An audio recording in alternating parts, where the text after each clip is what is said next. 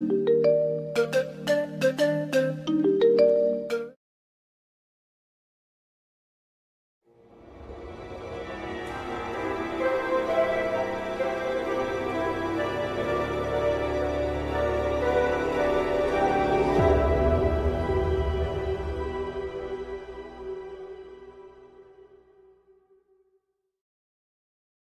up and welcome back once again to Kinda Funny's Alien vs. Predator in review. That's right, we are ranking, recapping, and reviewing every single Alien, Predator, and Alien vs. Predator movie. If you love that, you're going to love a lot of things at Kinda Funny because we make a lot of shows, whether it's about video games, movies, TV, just general entertainment stuff. We're here for you, and we appreciate your support. Isn't that right, Andy Cortez? It sure is right.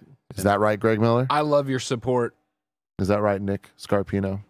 There's a lack of ice in your soda right now that's freaking me out. Everybody, I want you to calm down. I know our in-review faithful show up expecting a certain caliber of reporting from Greg Miller. Okay. I got the can of Coke out. Yeah. Brought it over here. I'm salivating thinking about it. Looked down, and it had like the dried stuff around the rim, and like a can another Coke had exploded next to it. So I went and washed it, and then I came back, and I cracked it, and it was still, I was like, you know what? I poured it into the cup. And I put no ice in it, yeah, because if I was drinking the can of Coca, I wouldn't have the ice. And I don't like the watered down Coca, you know what I mean? Have you ever noticed that Roger says at a lot of his sentences? He does, and I'm trying not to draw attention to it. All right, cool. It's Nobody think about it. Yeah. Yeah, it's Mario, Coca? you know what I mean? Yeah. No, he doesn't say Coca, but you know, it's me being stupid, but it reminded me of that. And I'll tell you, holding this cup full of soda, I'm in the Polasic household. Poe's household? Yeah, I remember watching movies over there with a big old plastic cup. No ice. Yeah. Well, I think I would have ice in it. But it's just I haven't had a cup of soda in a plastic cup in a long time. Here we just drink them out of cans. We're savages. Yeah, we are savages. We're ready for the apocalypse. Give me the spam. I wish you did. What? I wish you just did what you just put my fingers in his coat. What you should do one day is like, what is that? So let me try it and like cup some out, drink it from your hand. For the record, if I would have caught it, I would have sucked those fingers dry. Jesus. All right, everybody, this is in review. For some reason you like it, you're in the right place. We do this every single week where we rank, review, and recap different movie franchises. We've been doing Alien versus Predator all year long, taking breaks for all the major franchises, whether it was Marvel or DC or otherwise in between. And we're getting towards the end. We're getting pretty damn caught up to all of this. After this, though, we will be taking another break from AVP to come back leading into Badlands, where we'll do Killer of Killers, the animated movie. I'm excited about that. Leading into that. So 2 more Predators. But this is where the end of the line for Aliens at this point. What's next week's interview? Next week's we haven't had our meeting yet. We have a Wednesday meeting. It's Tuesday. Yeah, so this week we had 2 in reviews. If you didn't notice, yesterday we did Conjuring The Last Rites. Cuckoo! So you can check out Cuckoo in review. James and Elise, of course, joined us. Greg Miller promised he's going to change your life in the episode. Yeah. And I'll just tell you, it wasn't what I expected. And you're probably going to have to watch it to find out because it does affect you. If you're listening to the show right now. If you watch that episode, it will affect you and I will change the rest of your life. Exactly. But next week, we're doing something different. We found a lot of success with Gamescast doing a episode that is looking forward to every game coming out that month and like our hype levels for everything. Yeah. So I want to try that on the movie side. So we're going to do a screencast. And looking at the rest of the year, I think this might just be a looking at the rest of the year episode, kind of gauge an interest in it, see if you guys like it. But yeah, I just want to get some people together and kind of talk about the rest of the movies that we have coming out, whether we're going to do them for in review or otherwise. But pretty excited for that. But then the following week, I'm even more excited. Kevin, are you prepped to show them why? Yep. Let's do it. I don't know what this is going to be.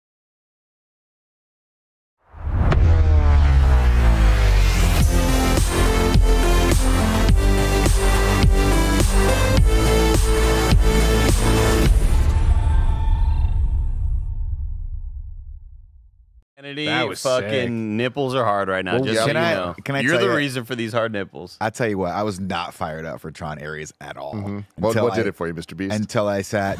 I sat in, of course, Andy, the 10:15 showing on Sunday night. Why was that, by the way? Oh, no, I mean, you know, sometimes we should check the schedule on Friday, not Sunday night. Sometimes we should be professionals. Oh, well, you know. So I'm in the theater, and I'm delirious. And they're not selling. By the way, I walk up to the concession stand. And I was like, "Can I please just get the biggest Diet Coke you possibly can?" And a homie just points to the sign and it says, "We're only selling bottled water and candy and nachos." Oh my god! And I was like, I can't even get any caffeine in me. So I'm falling asleep. I'm still jet lagged from my trip, and the Tron Ares fucking trailer hits, and that 9-inch nail. First off, we're gonna talk about it next week. I don't know future spoilers, okay? But there was a choice made for Tron Legacy. Oh, that changed the course of music history. Everything. And I was like, there's no way. There's no effing way, YouTube, that anyone will ever beat the Daft Punk soundtrack for Tron. The grid. There would just and I'm in this Tron Ares trailer for 1 second, and I was like, oh, Trent Reznor and Atticus Ross. They're gonna fucking bring it for this. We're here. This baby. is nasty. We're here. Worth seeing for the music alone, I imagine. And that's it, right? So here we are. We're gonna do Tron in review. Andy, have you ever seen Tron or Tron Legacy? I've seen Tron. I think I've seen both, but man, I don't remember anything about them really. It's about to be a trip and a half in very different ways, but I'm very, very excited. I don't know exactly who's going to be on the cast yet for this. I imagine me, Andy, and Nick for sure. I doubt Greg's going to be part of this one, but maybe we'll see. It's Damn, that music by Carter Harrell was so good. Yeah, Carter Harrell destroying Holy the shit. intro music there, and then Cameron Kennedy obviously destroying the visuals as well. But very, very excited. I'm also incredibly excited on some nerd shit because Tron Legacy has been held back for the last 10 plus years. And in a world where we have OLED and HDR and all this beautiful stuff, it was stuck in non-HDR, non-4K, and that all changes in like a week and a half. Whoa, I didn't know disc that. is released, and I can't fucking. Are you a big man. Tron guy? I didn't know this about you. I mean, it's visually stunning. Okay. Yeah, that's. I mean, here's the thing. I mean, I'm not trying to say I'm an expert in Tron or any of that. But if I'm not a Tron guy, I don't know what is. Because, like, I've watched or played, I've engaged with, like, every form of Tron media possible at this point. Okay. Like, I even watched the cartoon on Disney XD. Wow. So, like, I was kind of I'm very this is going to be a really good discussion then. Yeah, I mean, well, I'm excited to watch it because, like, I'm very excited to hear your perspective. Everyone's I perspective doubt on I'm going to Tron like Legacy. either of them, if I'm being honest, like, rewatching them. But, like, there's just there's a coolness factor. Yeah. To especially Legacy that I'm like, I just can't wait. And even seeing the trailer for Ares, I'm like, there's a lot of problems with it. Jared Leto starting and ending there. I'm just like, ugh. You watch it and the trailer makes you go like, fuck, man. And that sucks. For something cool, you never want to have that initial I could be so feeling. pumped for this. Yeah. But so much of the visuals and sounded, I'm like, yeah. I am pumped for this. So we'll talk about those in the coming weeks, though. It's going to be a super fun time. I've never seen one. Well, maybe, I don't know. We'll see. We'll talk after this, Greg. Thank you to our Patreon producers, James Hastings, Carl. I mean, I'll probably, you're not gonna like Buster. if I'm getting the math right, I'll probably be reviewing Pokemon somewhere in that thing too. I'll be That's pretty true. busy. I'll be pretty busy. That's true. Yeah, You'll I be mean, on Gym 3 by then. I don't want to say this too loud, but there's no way in fuck Greg likes Tron 1. Well, but he might though. And here's the thing: it's like Tron 1 is very nostalgic, and it's going to be really interesting to see everyone's perspective and go through the actual history of it because it was a groundbreaking film for its time. It's a technical feat. You all better, Unbelievable. man. I swear to God, Nick. Oh God, I'm fucking looking at you. He's bitch getting ass fired right up. now. You better prep some facts for me. Oh, I'm going to bring it. Mad. We're going into the computer. We're going into the grid. Oh, I'm can't gonna bring it, says the man who 2 seconds before countdown goes, "Are you recapping this or me?" He's been on vacation. I'll tell you what. I'm going to tell you what. I sent some clips through that I'm just bummed we're not going to watch. I mean, I will save them at the end. No, I'm just going to say it when we get there. Okay, yeah, because Nick did prep for this weeks ago before his vacation. He sent us videos of where he ranks it, and he also sent me a video that says, "Tim, don't watch this until the show." So, but it all worked out that we can wait till we gotta watch that. We gotta watch that. I'll send it to us. Really wanted to do because, yeah, like I was saying, this is in review. Shout out to our Patreon producers, James Hastings, Carl Jacobs, and Omega Buster. Have you ever noticed when you put soda in a plastic cup, you drink it so much faster? Yeah.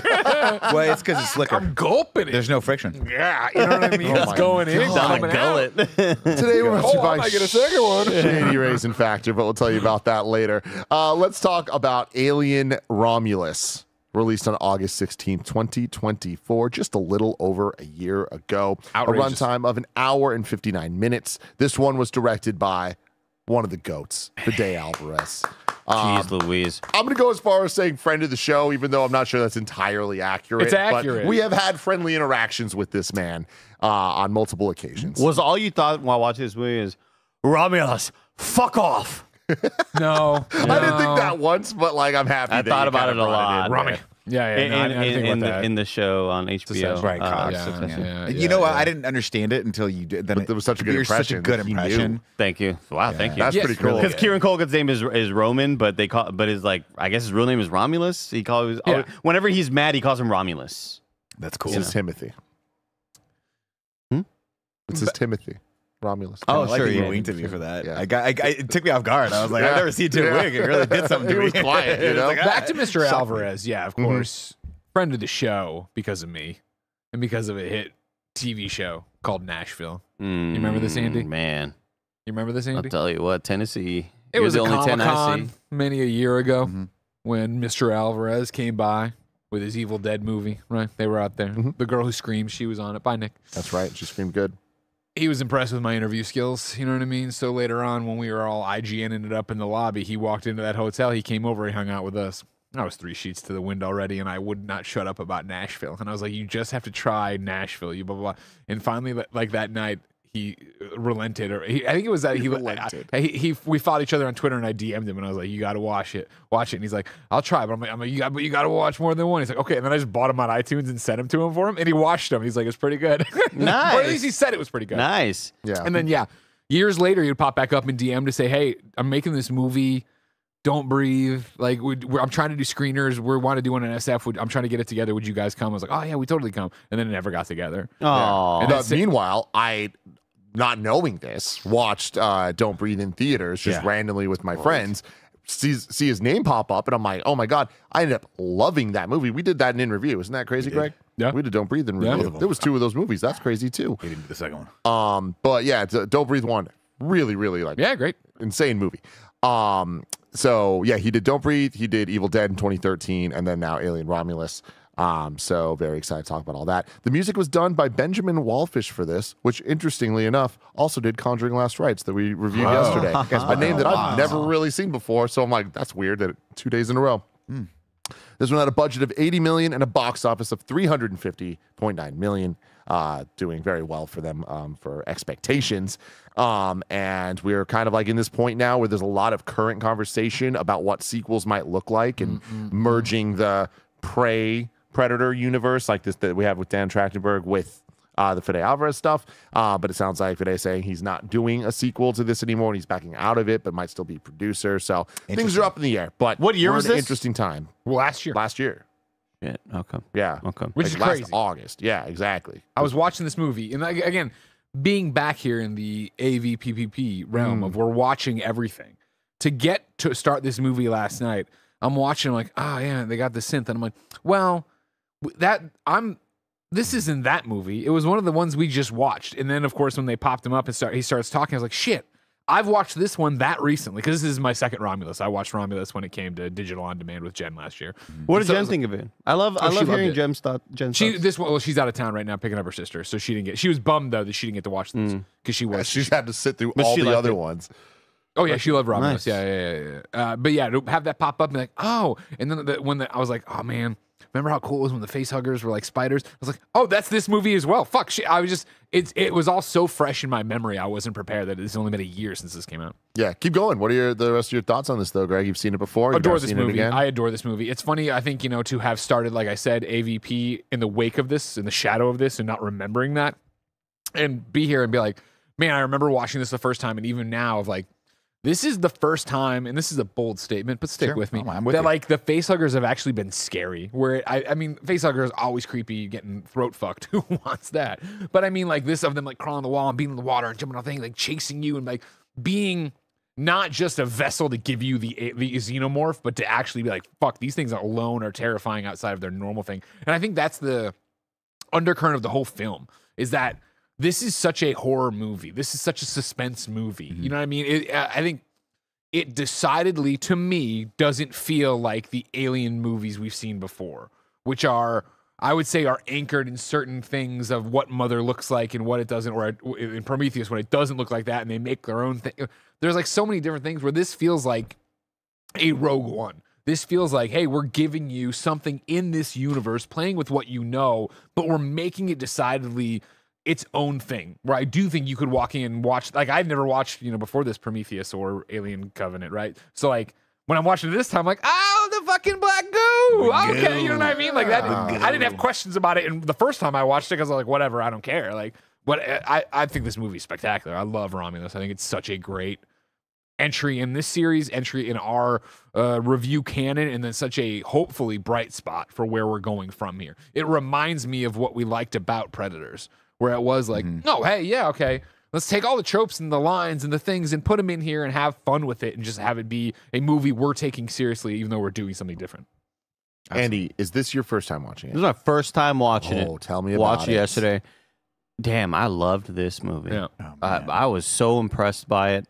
I enjoyed the cast. I thought the scares were on point. If anything, I think I would put this right underneath like Alien and Aliens for the best production design, the best look of everything. The first 20 minutes of this movie, I think, are just some of the most. I mean, the whole movie is beautiful, but the first 20 minutes, Greg, all I could think about was, this is what I imagine a movie looking like if they made a movie based on the game Citizen Sleeper. Oh yeah, The griminess of the space stations, the like they took the we're gonna go for the grime and realism and like reality, and we are going to amp that shit up to 11. And more importantly, I think it's the lived-in nature of it. So many things will try to be grimy and gritty, and they make it look dirty, but it doesn't look like anyone actually exists in that place. And this thing looks like people are existing in this fucking horrible, sunless planet they're on. And the graffiti that's on the Weyland-Yutani stuff doesn't look like it was just put there. It looks like it's been there. Like, people fucking hate it here. It's living hell. Yeah, I thought this movie was awesome. I would say exceeded any expectations I had for it, because I heard a lot of great things about this movie going in, and I really enjoyed it. I shout out to Rob Bob, who plays the creepy alien human mix at the end. Okay. A kid that I had just been.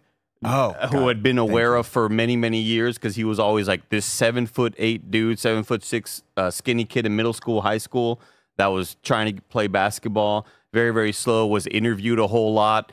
And this dude, when I saw an image of him in the costume, I was like, that's fucking Rob Bob, dude. I just knew it was him, and it turns out like neck is 9 feet long. It's they cast this. They cast this basketball, like this guy who was very, very popular in about 6 to 8 years ago, of like, will this guy be in the NBA? And he was just a very awkward, way too tall body, playing against like little 3 feet tall kids or whatever. I love the design of everything. I love the visuals, and yeah, there are some shots in this movie that will stick with me forever, in terms of not just like single images, but there are a couple moments I can't. There are a couple moments I can't wait till we get to in the plot that really blew me away, and yeah, I love this movie a lot. Nick. Yeah, I'm with everyone else. I saw this in theaters and absolutely loved it from start to finish.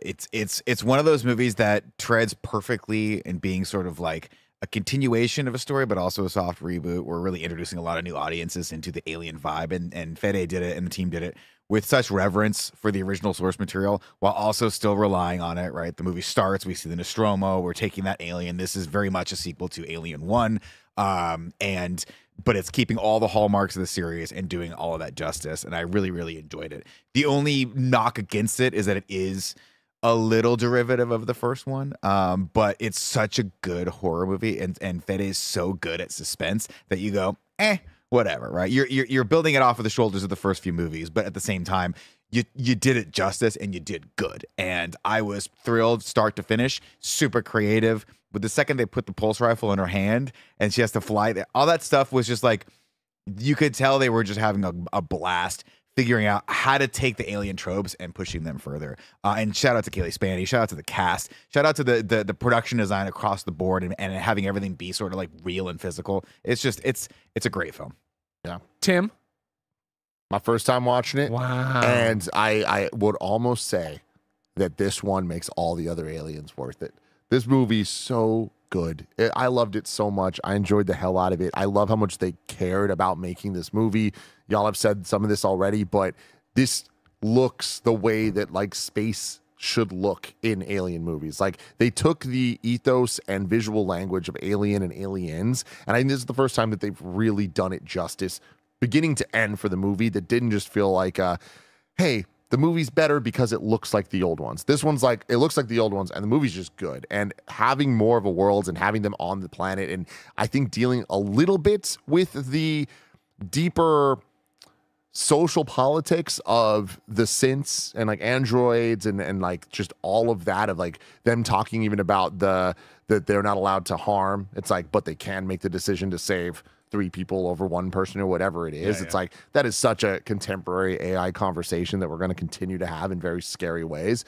But I like that this movie does that. And that was dealt with to different extents in Prometheus and Alien Covenant. But I think this just does it so much cleaner, it's such a better movie. And I think that the cast was great. Having them all be on the younger side, I think gave it a tone that works for the scares and the horror of it all, but then also just for me kind of caring about them a lot more and the situations that they're in. I love Isabella Merced, and I continue to. It's funny, like kind of going back to this.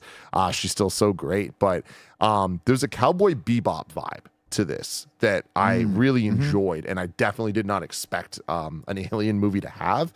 And Andy was talking a little bit about, or I guess it was Nick, talking about the pulse rifle in the 0G, as there's like alien acid blood coming to her and she has to like shoot to let go. That is insane. That's what movies are for, right? Is these moments that I'm like, oh my God, they're about to, holy shit, they're doing it. Like that was so damn cool. Video game mechanic type shit. Exactly. and it being derivative of other ones, I mean, like that's, I think what these movies have to be at this point, because if they're not, then they're too different. And I think that that's not what we're looking for from the Alien series. And it's starting after Alien 1, they're going back to things that we're very familiar with. It's like, I just love the placement of it all. And I'm sure there's going to be some things that we don't all agree on about how they brought certain characters back or whatever. But no, I think we're all going to agree on that. that was egregious. But anyway, overall, I love this. My only thing is, coming off of Prey, I was like, holy shit, this is such a good retake of the Predator movies, and it is my favorite Predator. I think it's the best Predator, and I love some of the other Predators. With this one, I think it's the best Alien, but I can't put it up above some of the other ones. Interesting. Like, I think that the level of like classic of Aliens specifically, there is that thing of like this being more derivative. Like, I don't want to use that as a complaint, because I'm not complaining about that. But how classic and original that well, that's James the thing. Cameron It's very movie reliant. It's very, very reliant on the first 2 Alien movies, and even so, to the point where when you get to some of those fan servicey moments, you're like, we didn't need to do some of that, right? It almost goes too far into it. Yes, but also, like, if I could only recommend people either watch all these movies or just watch this, I'd probably say just watch this. And even if it was like, should I watch Alien and Aliens or I'd still say just watch this. This is a classic conundrum in the Scarpino household, right? Because as you know, Danielle hadn't seen Predator in a long time, and she was like, I was like, you want to start watching the Predators movie? And I made her watch Predators first by accident, and that's her favorite now. Because she was like, oh, this is really, really good. I was like, yeah, but no, it's the exact same movie as the first one. But like, she's like, yeah, Adrian Brody was an interesting choice. I was like, yeah, but Schwarzenegger was the first one. So anyway, yeah, people would watch. But you could see that's what they wanted, right? The studio was like, hey, it's been too long. Alien is a classic, but dude, it's dated, and Sigourney Weaver is not a big name anymore. Like, we need to bring this into the modern era, and they did such a smart call of making all them young. I mean, they're all like young and good looking, but they found a really good reason to do that and all that stuff. So you can see that they're like hoping that this kind of keeps pushing the thing forward, and they did every single thing they possibly could to make a good movie that also services that need. To keep making more Alien movies. Yeah, I want more. We're gonna get into the entire plot of Alien Romulus right after a word from our sponsors. This episode's brought to you by Shady Rays. You know that moment. The one when you realized you left your favorite pair of sunglasses at the beach. We've all been there. I'll never forget leaving my incredibly overpriced sunglasses at a restaurant in Santa Monica. That was 13 years ago, and it still haunts me to this day. But then I found Shady Rays and everything changed. Seriously good looking, polarized, durable, and not stupidly expensive. And here's the wild part. If you lose or break them, even on day one, Shady Rays will send you a brand new pair. No guilt trip, just replacements. So now you can actually wear your sunglasses without fear. Y'all know I've been outside in the sun a lot playing Pokemon Go, and it's such a great experience wearing Shady Rays when I'm all out and about. Shady Rays is eyewear that has your back. We've teamed up with Shady Rays to bring you an exclusive offer. Check this out. You can head to shadyrays.com, use code FUNNY for 35% off polarized sunglasses. Try for yourself the shades rated 5 stars by over 300,000 people. Shady Rays, use the code FUNNY. Between busy schedules and summer plans, sometimes all you got is a couple of minutes. Factor helps so many of us here at Kinda Funny eat smarter with tasty, chef-prepped meals that are dietitian-approved and delivered right to my door. And now, with more than 65 weekly meals made for how we live and what I like to eat, we've got even more ways to fit in a real meal wherever the day takes us. On many occasions, Factor has completely saved Greg and Jen when they needed it most. Choose from a wider selection of weekly meal options, including premium seafood choices like salmon and shrimp at no extra cost. Eat smart at factormeals.com/kindafunny50 off and use code kindafunny50 off to get 50% off your first box plus free breakfast for 1 year. That's code kindafunny50 off at factormeals.com for 50% off your first box plus free breakfast for 1 year. Get delicious, ready-to-eat meals delivered with Factor. Offer only valid for new Factor customers with code and qualifying auto-renewing subscription purchase.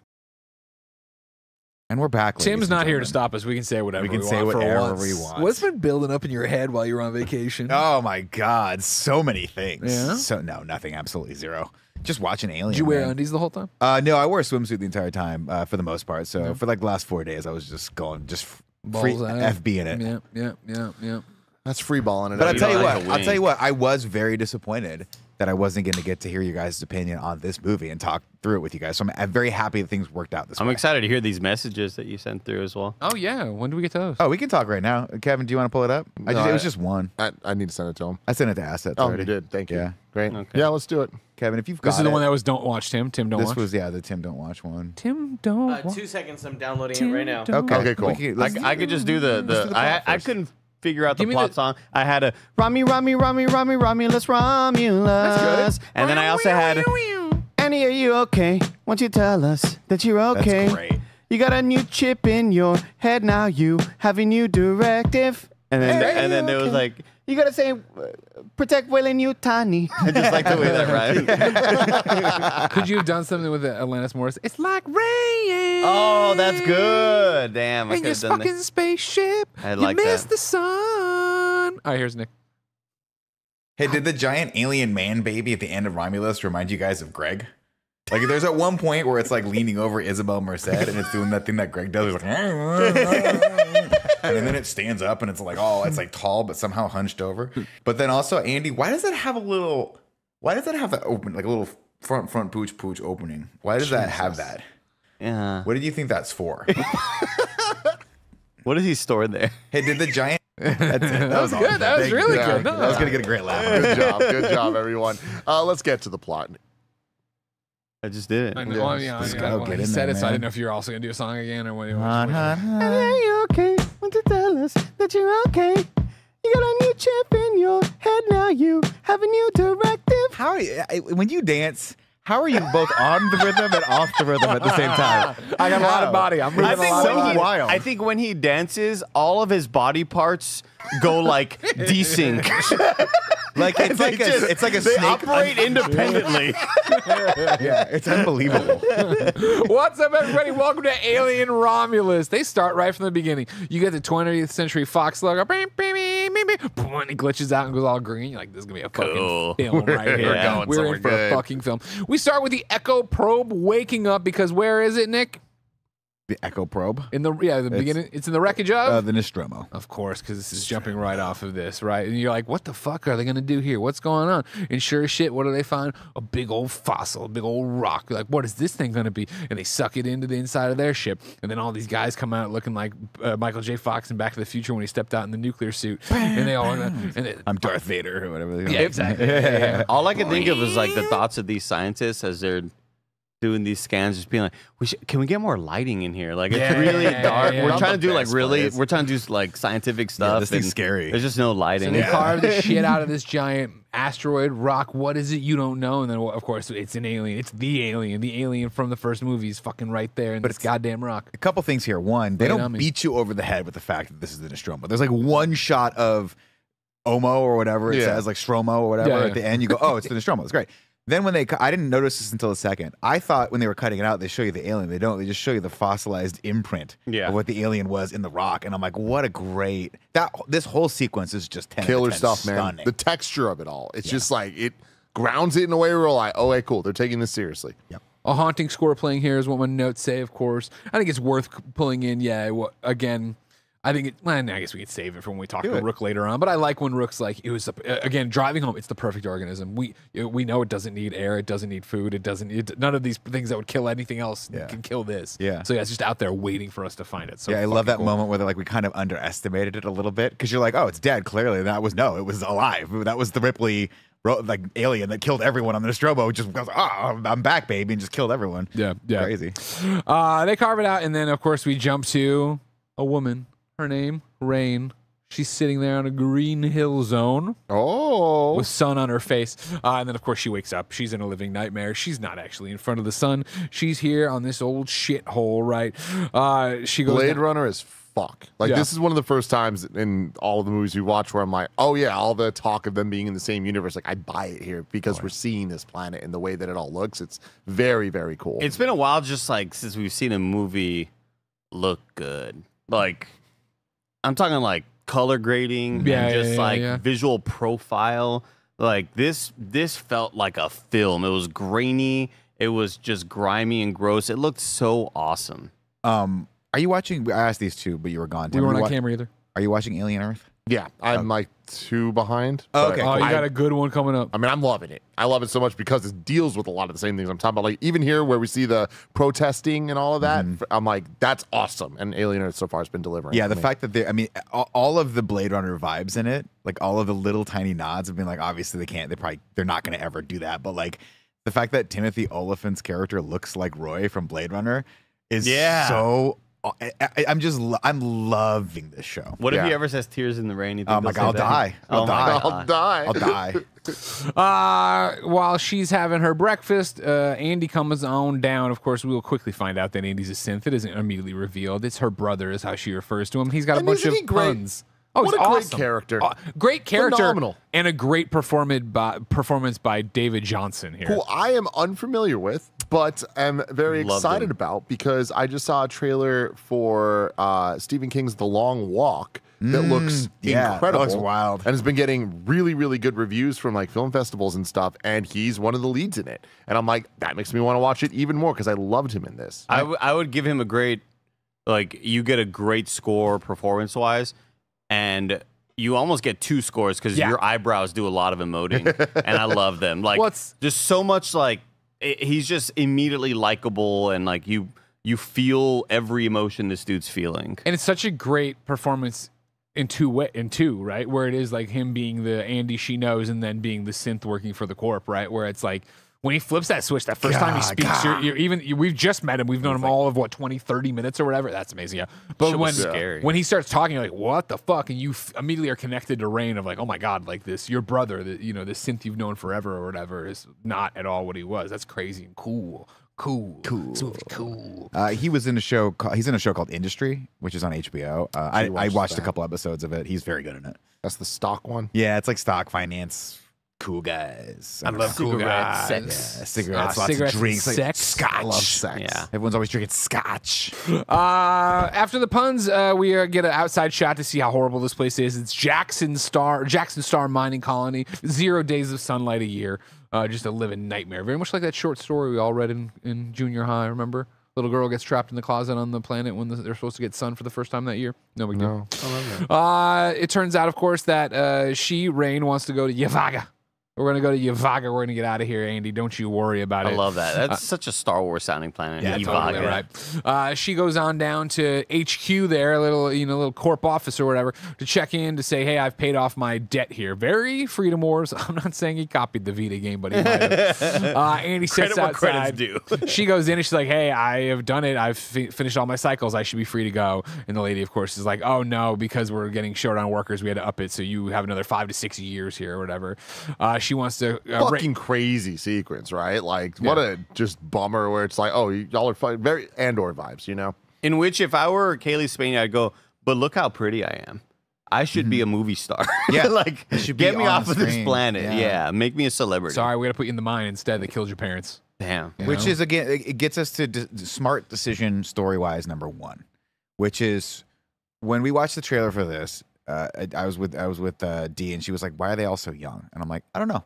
It's like, kind of feels weird that they're all going to be so young. And then we get to this, and it's because everyone dies fast. Yeah. Because they get respiratory diseases or other sorts of, problems from these mines. And so now we've got our character in 2 very vulnerable states. One, she can't get off this planet because there's this big corporation out there that's just basically like, we can just reset the rules whenever we want, and it makes you go, fuck, she's never gonna.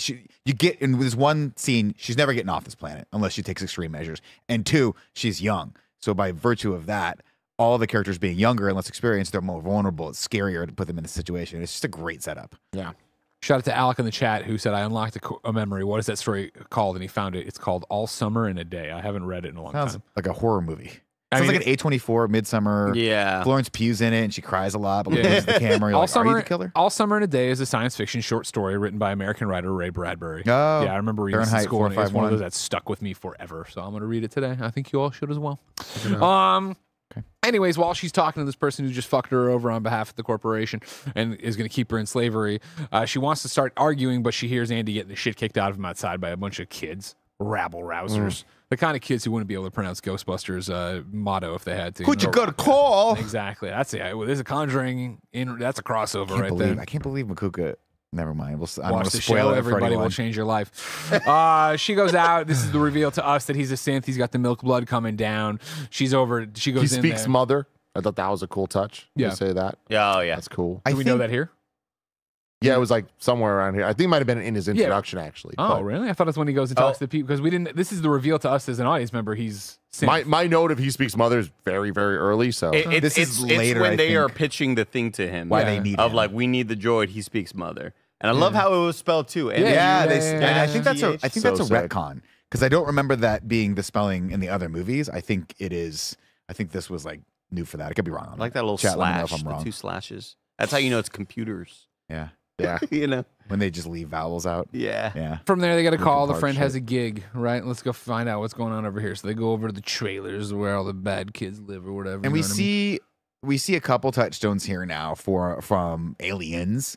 We see these big like Containers. people movers that have the big treads and all that stuff, and they're reminiscent of the soldier mover from Alien 2. We see these ships that are just fucking rad looking. When he's just way up there. Yeah, it's so cool. And it's like, that's so much of, like, I don't know what that shot composition wise looks like, but it looked like he was in a physical space and they were in a physical space, and there probably a lot of digital fill in and stuff, but it just looks so real, and it's not just talking to a green screen person. But even like the thing that drives by, it looks like a dump truck, but it looks like the APC from Aliens. That's real.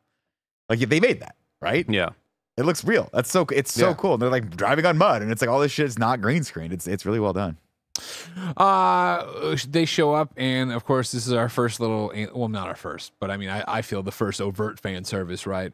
Where the guy's playing the video game and then looks up and stops, and it goes, game over, man. Like that's the audio cue when they're there. That's interesting. I thought the game itself was. It does look like they're fighting face huggers or whatever. That was interesting.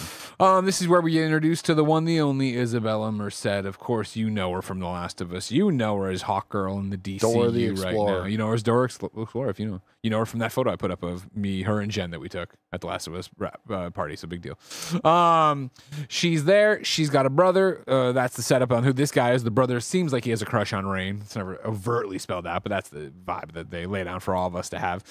We also have Navarro there. This is Eileen Wu. Eileen, is that how we would say this? Yeah. Eileen Wu, who will go on to be the star now of the next Naughty Dog game, right? Oh shit! The Nice. The space one. Yeah, Intergalactic. Intergalactic. I always want to say Interstellar. Always want to say Interstellar. Neil, gotta change the remember- name. No, just think about Beastie Boys. Wait, what? Intergalactic planetary. What's wrong? That's not her, is it? No. Isn't it? Fuck. This is the confusing thing. You all put this into my head. What is so what's the tie to here? I don't know why you're to The attacking Last me. of Us. So is she in The Last of Us show?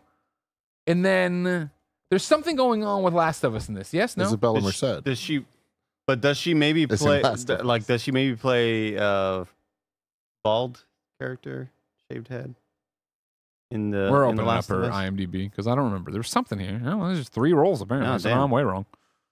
There was something else. This is the confusing. On a Games Daily, this came up because of Isabella Merced being Dina. And then in the show, someone on the show tried to make this connection, and it's not her. It's Tati the Gabrielle. other Tati woman Gabrielle. who's in the thing. From Sabrina on Netflix. Of course. Yeah. Tatsu, yeah. Yes, but she's on The Last of Us as well. There's two crossovers. Yes, she was one of Abby's crew. Nora. Yes. She's the one that gets killed in the Thank you. yeah, That's my in the thing. confusion. And I apologize. I was very confused by that as well. Thank you. We're done. We're I all fucking hate it confused. I hate it when the wrong news gets said into Games Daily and I lock that in. Yeah. It got undone in that same episode. The chat corrected us there. It doesn't matter. That's the problem with having a mind as dangerous as yours. You know what I mean? You never know where you're gonna go. You never know what's gonna take you. But Yeah, I thought she was also Nora in the game. Yeah. wrong. That Yeah, is he it. got it. That's where He y'all got fucked it. me off on this one. Anyways, she's there. Navarro's there.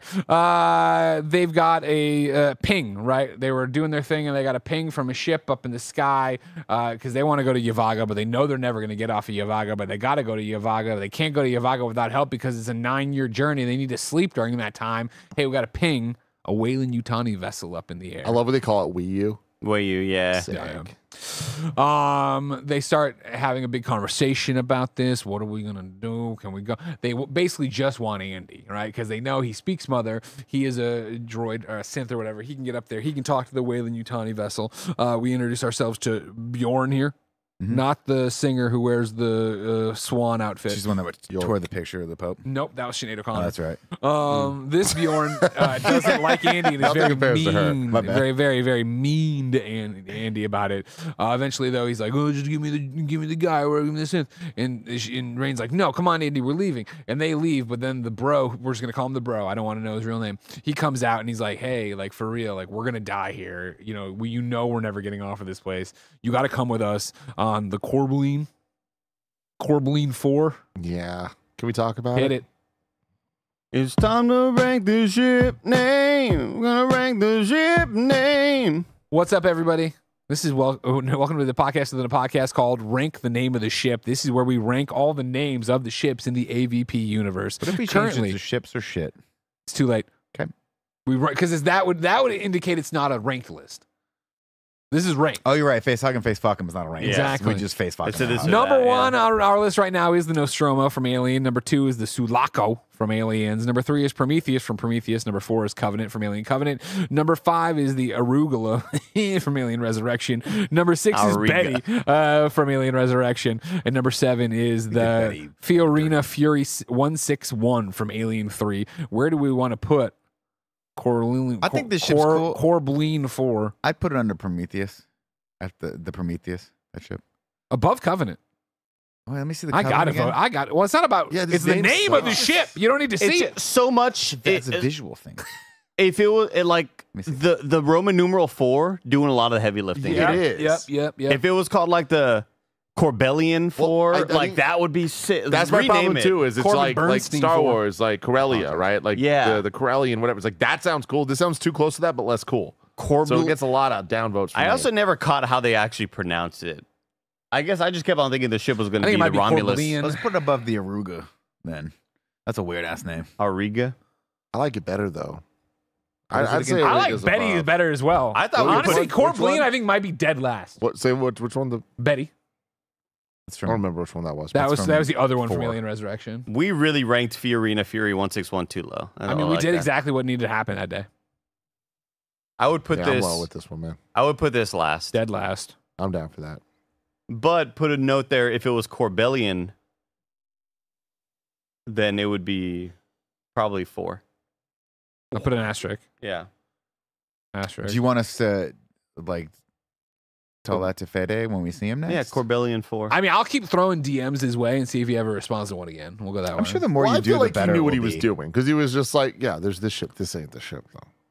Yeah. Tell the goddamn move. I mean, that's a good point. Because the space station is sort of a ship, right? I mean, what's the name of the space We gotta station? put Romulus. The Romulus and Remus. There's 2 space Yeah, We'll but get there you when we add get Remus there. in there, and that's stupid. Well, I think it's Romulus/Remus. No, it's a really cool thing because of the fucking 2 wolves. That's awesome. But if it was just Romulus, that'd be sick as fuck. Romulus or Remus, ill. Remus Just sounds like get this Remus. Remus and Butthead. Like, yeah, that's funny. Wow. you know? We'll get there when we get there. All right, that's not how this show works. Okay. We All right. just played that game. We ranked the ship name. Maybe we'll break it again. They climb into the Corbellian, the Corbin Burnson. Yeah. That's a Law and Order reference. from Tim. Psych. Shit. Oh, he's Corbin also in Dallas. Psych, apparently. Corbin Dallas. They climb in there. Corbin. I was a little confused, just narratively why, and I'm sure there's a very simple explanation. Why they have the ship? And why they can just leave. It seems like they're slaves, but they can just bounce off whenever they Because want to. I think my These brain guys- says the corporation knows they can't get off the planet because the nearest system that's Okay. like habitable is like Okay. 9 years away, and they don't have like. And I assume the ship is their, like, whatever. She had a job before she got sent to the mines. I assume their job is flying the ship and getting sand. It looked like they had a lot of sand in the yeah, mines. that's the mine. I mean, I'm assuming Cool. I thought they were just carrier ships from the mine Yeah. to get it back to wherever they need to be processed When it and was- or shipped off planet. When it was taking off, Nick, and there was that vehicle so close, I'm like, you gotta be careful. That's hot. Like, yeah, There's like heat happening. Yeah, like you're just kind of driving right next to it so willy nilly. It's one of those things where you go, I should not vape, right? But then everyone's vaping around you, and you go, I'll just vape because whatever. Like, I'll I'm just not vape worried and then about come it. into work and my voice will be sore. The great line of "Here comes the crush" as they go up. And Fucking lighter, and dude. fucking Bjorn gets up because he's a badass with nothing to lose because his mom died because of a synth. Cry me a fucking river. And he's Yeah. like, I'm gonna light the cigarette from down here and do one inhale. I'm like, I don't understand what's happening. You suck. It's fucking cool as shit, though. When we go above the clouds, you get that Dude. kind of space shot. Yeah, it's like, yeah, oh, yeah. baby, this What is a what movies We are already for. covered Rain is like, this is your first time in space, and then for her to come up and go, what is that? And yeah, that's our son. Why did she That's never cool. think to just do that and then come back down? Isn't it better to not know what you don't have? You know what I mean? That's a great question, Andy. But I'd be like, hey, if we could just fly up and see the sun from the other side of the planet, can we just Yeah. go over there a couple times? yeah. Because couple times. it did feel like walking to 7-Eleven. Like it didn't take that long. Yeah, It's not no. that hard, right? But Yeah. again, they didn't know that giant ship was up there. Everybody else, the Weyland-Yutani vessel. They start talking about cryo and coming out of cryo. It's like having a hangover. We're gonna have a hangover tomorrow in your Vega because it's only gonna take. It's gonna be a super walk in, walk out mission, which you're fucked. That's never gonna happen or whatever. Navarro shows how badass she is, where it comes out and it's like it's finished. I'm gonna match its role. Gotta match Fucking the role. cool. As featured in. Interstellar. Interstellar. Would you have known that? No, I wouldn't have been able to. I mean, I remember that from the and the rails passes out. But I wouldn't have pulled that for you right there. And you're in the Meow, theater, the meow. loudest music Meow. ever due Oh, to God. sound. Oh my! And it's like, God. and then it goes like that 1 second, and then it stops, and he's matched the role. You're like, fuck, he's Fuck, the best he pilot. did He it. needed to go on. Damn it, dude. I'll tell you, minor gripe number 1 with this movie. And these are all minor. I love this film. Minor I don't gripe? want anyone to be like, Dick said he loved the movie, but then went and shit on the movie for fucking 2 hours. I'm not going to do that. There's only a few moments in this movie that I'm like, these are poor choices. This was, I don't think, Fede's choice. I think this was the choice of the studio because I just want to point everyone to Exhibit A. Look at this poster behind us. Was there any doubt Navarro was going to fucking die in this film? It's even in the trailer. She gets the face hugger on her in the trailer. And We I all get it. know There's not we're a lot gonna of get- people in this movie. Yeah. She got to show some cool shit, but she's the coolest person in this film. And you know she's going down first. I didn't sucked. expect it. Honestly, When you by the walk time- into the theater and you see this poster. But by the time we got to there, and I'm watching this my second time watching it, and I was like, does it? It's not. It doesn't get the boyfriend. It doesn't get the bro. Does it get Bjorn? Because he gets burned, and then when it doesn't get, and then it jumped on her face. That I did immediately go, oh, the poser. But I'd forgotten. I was more I was having annoyed. fun. I was more annoyed with the fact that the X button on like an Xbox controller doesn't delete on Hulu when you're searching. You have to go down to the delete button. And in one hand, I have a lot of flaming hot limon Doritos. So my fingers are red as fuck. So I'm with one hand trying to type in. I wish I recorded me trying to type this in because it was one of the most embarrassing. Just like, nope, no fucking ALQ. No, god damn it, dude. Typing the wrong thing, going to delete was a nightmare, dude. I had to lick my fingers off. Sorry, dude. I feel for you. Next time, call Barrett. Have him lick them. So that's why I didn't know that this was gonna happen in the movie because I was just so distracted. Yeah, and well, I mean, what's funny to me is like I've never looked at the poster. Like I've seen it; it's been in my periphery. But I always assumed Isabella Merced was the lead of this movie. Just the way people talked about her and talked about this movie. I must have seen trailers for this. Actually, I know I saw trailers, but like didn't really know who she was at the time. Of course, and I didn't really have context for Alien, so like it was just stuff happening, right? Sure. And so yeah, watching this, surprised she wasn't the lead, and also surprised she wasn't her. I thought she was the one that was going to get the face hugger. Well, you know, at least I thought she was this main character. Got it. And this is not even the main character. Crazy stuff. Of course, bro had already told Rain, you can stay here on the Corbin Burnson. You can stay here with my sister. We'll go on. We'll take Andy. We'll get this done. Me, Andy the android. How's that make you feel, Andy? I mean, good representation. His, it's mainly just The Office is where I've heard Andy. Correct me if I'm wrong, but that's his distinction, right? It's like he's like a ND 212 or something like that. They called him Andy or whatever. That's where it came from. That's cool. As they board this space station here, they just first off when they came over, like this isn't a fucking ship, this is a space station. What the shit's going on? And they're like, well, this isn't gonna help us. And they're like, well, we can get the cryo pods and bring them in, and we'll be fine. They get there and find out that they have 36 hours until it's gonna crash into the rings of their planet or whatever, right? And there's a bit of panic, and then it's like, well, no, Greg, I just want to let you know.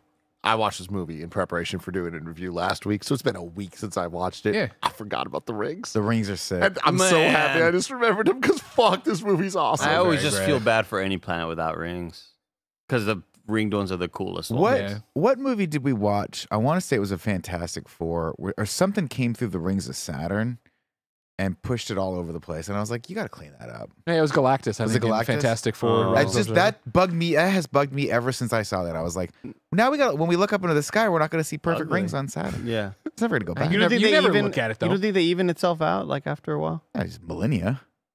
Takes a long time to get all that gravity back in place. Yeah, I guess it'll be really tough to get a time lapse video of the rings kind of evening out. FTL fam over here says Ripley's lifeboat, the Narcissus, is floating around the Renaissance station in the background, confirmed by the production designers. Dang. Oh wow. Wait, really? Why would that happen? I thought she took off. Can they find her in deep space? Crazy. Yeah, I don't know. God, this sick ass ship name though. These rings look amazing, dude. Anyways, they go on there. They're arguing with us. There's the conversation. Yeah, well, not even yet. I have my notes here. The one directive: do what's best for Rain. And she goes, "Yeah, my dad wrote it. That's why I know all the puns." I guess I skipped ahead. They haven't actually left the station or their ship yet at this place. They grab a temperature scanner because they can use that to look for all the cold stuff out there. And then they go to board the space station, and it just has these horrific butthole doors, dude. You see these, you're like, oh, this is about to fuck things up later. I'm surprised it never did. I know. Right? Nobody ever got. I kind of enjoyed that though. Yeah. I like they're playing with us with that horror shit and like the butthole drawer, the doors. They were like circles. The iris doors, like yeah. Well, potato. I'm proud of your butthole open. We use a different anatomy. Camera shutter, Greg, straight to the butthole. They get on there and they discover there is no gravity as they're going. Then there is gravity. There's gravity generators. They purge every few minutes. You know this will be important, of course. They finally get to the pods. They see them. Everything's dripping, of course, because it's all like fucking before we get there. They have this one moment where I almost had to look away when they crawl through the claustrophobic ass fucking tiny little thing, which of course is a nod to Lance Hendrickson doing that in Aliens, where he has to shimmy through the thing. I was like, I can't lie. This is making me claustrophobic. It's fucking insane. And that's what the rat's floating around. Yeah. Chat follows up here. She's just passing by. She passes through several systems before they find her. And then FTL fams because she was still in the shipping lanes before.